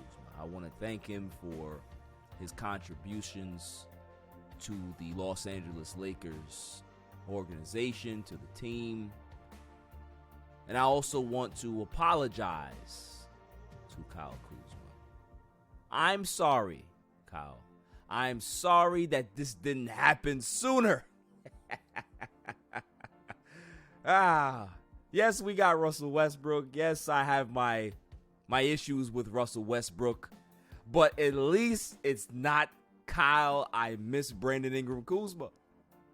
I wanted them to send him to NBA Siberia. That was my dream, to get Buddy Hield. But they send him to Washington. That's not that much better. Yeah, they got Bradley Beal, and maybe he'll get a little bit of freedom to do things offensively if he stays. But man, the fact that I can wake up tomorrow morning, the morning after that, and not have to worry about Kyle Kuzma. This is the greatest time to be a Laker fan, people. Especially for me. I don't know about everybody else. But man, Kyle Kuzma is gone. No more bad plays. No more dribbling off the foot. No more throwing alley-oops to the top of the backboard. None of that stuff. It's great. So Kyle Kuzma, thank you. Thank you for your service. Thank you for the laughs and the jokes that you've given us in Laker Nation. Thank you for all the blundering plays that you've made. But now you can be able to be somebody else's brunt of jokes. You can be able to make the Washington Wizards fan base miserable because you're no longer a Laker. And I love it. So thank you. Thank you, thank you, thank you, Kyle Bye-Bye Kuzma. That is your new name. I also like to throw a big shout out to the Jamaican women's track and field team. Shouts out to the GOAT, Elaine Thompson-Herah. You got Shelly Ann Frazier-Price, and you got Shericka Jackson. They all went gold, silver, and bronze. Elaine Thompson-Herah, she set the Olympic record. That was a 33-year-old record. So she's the GOAT, just like Usain Bolt. We own track and field. That's just the way it is. Deal with it. Just deal with it. That's all for this show. I'll see you guys next week.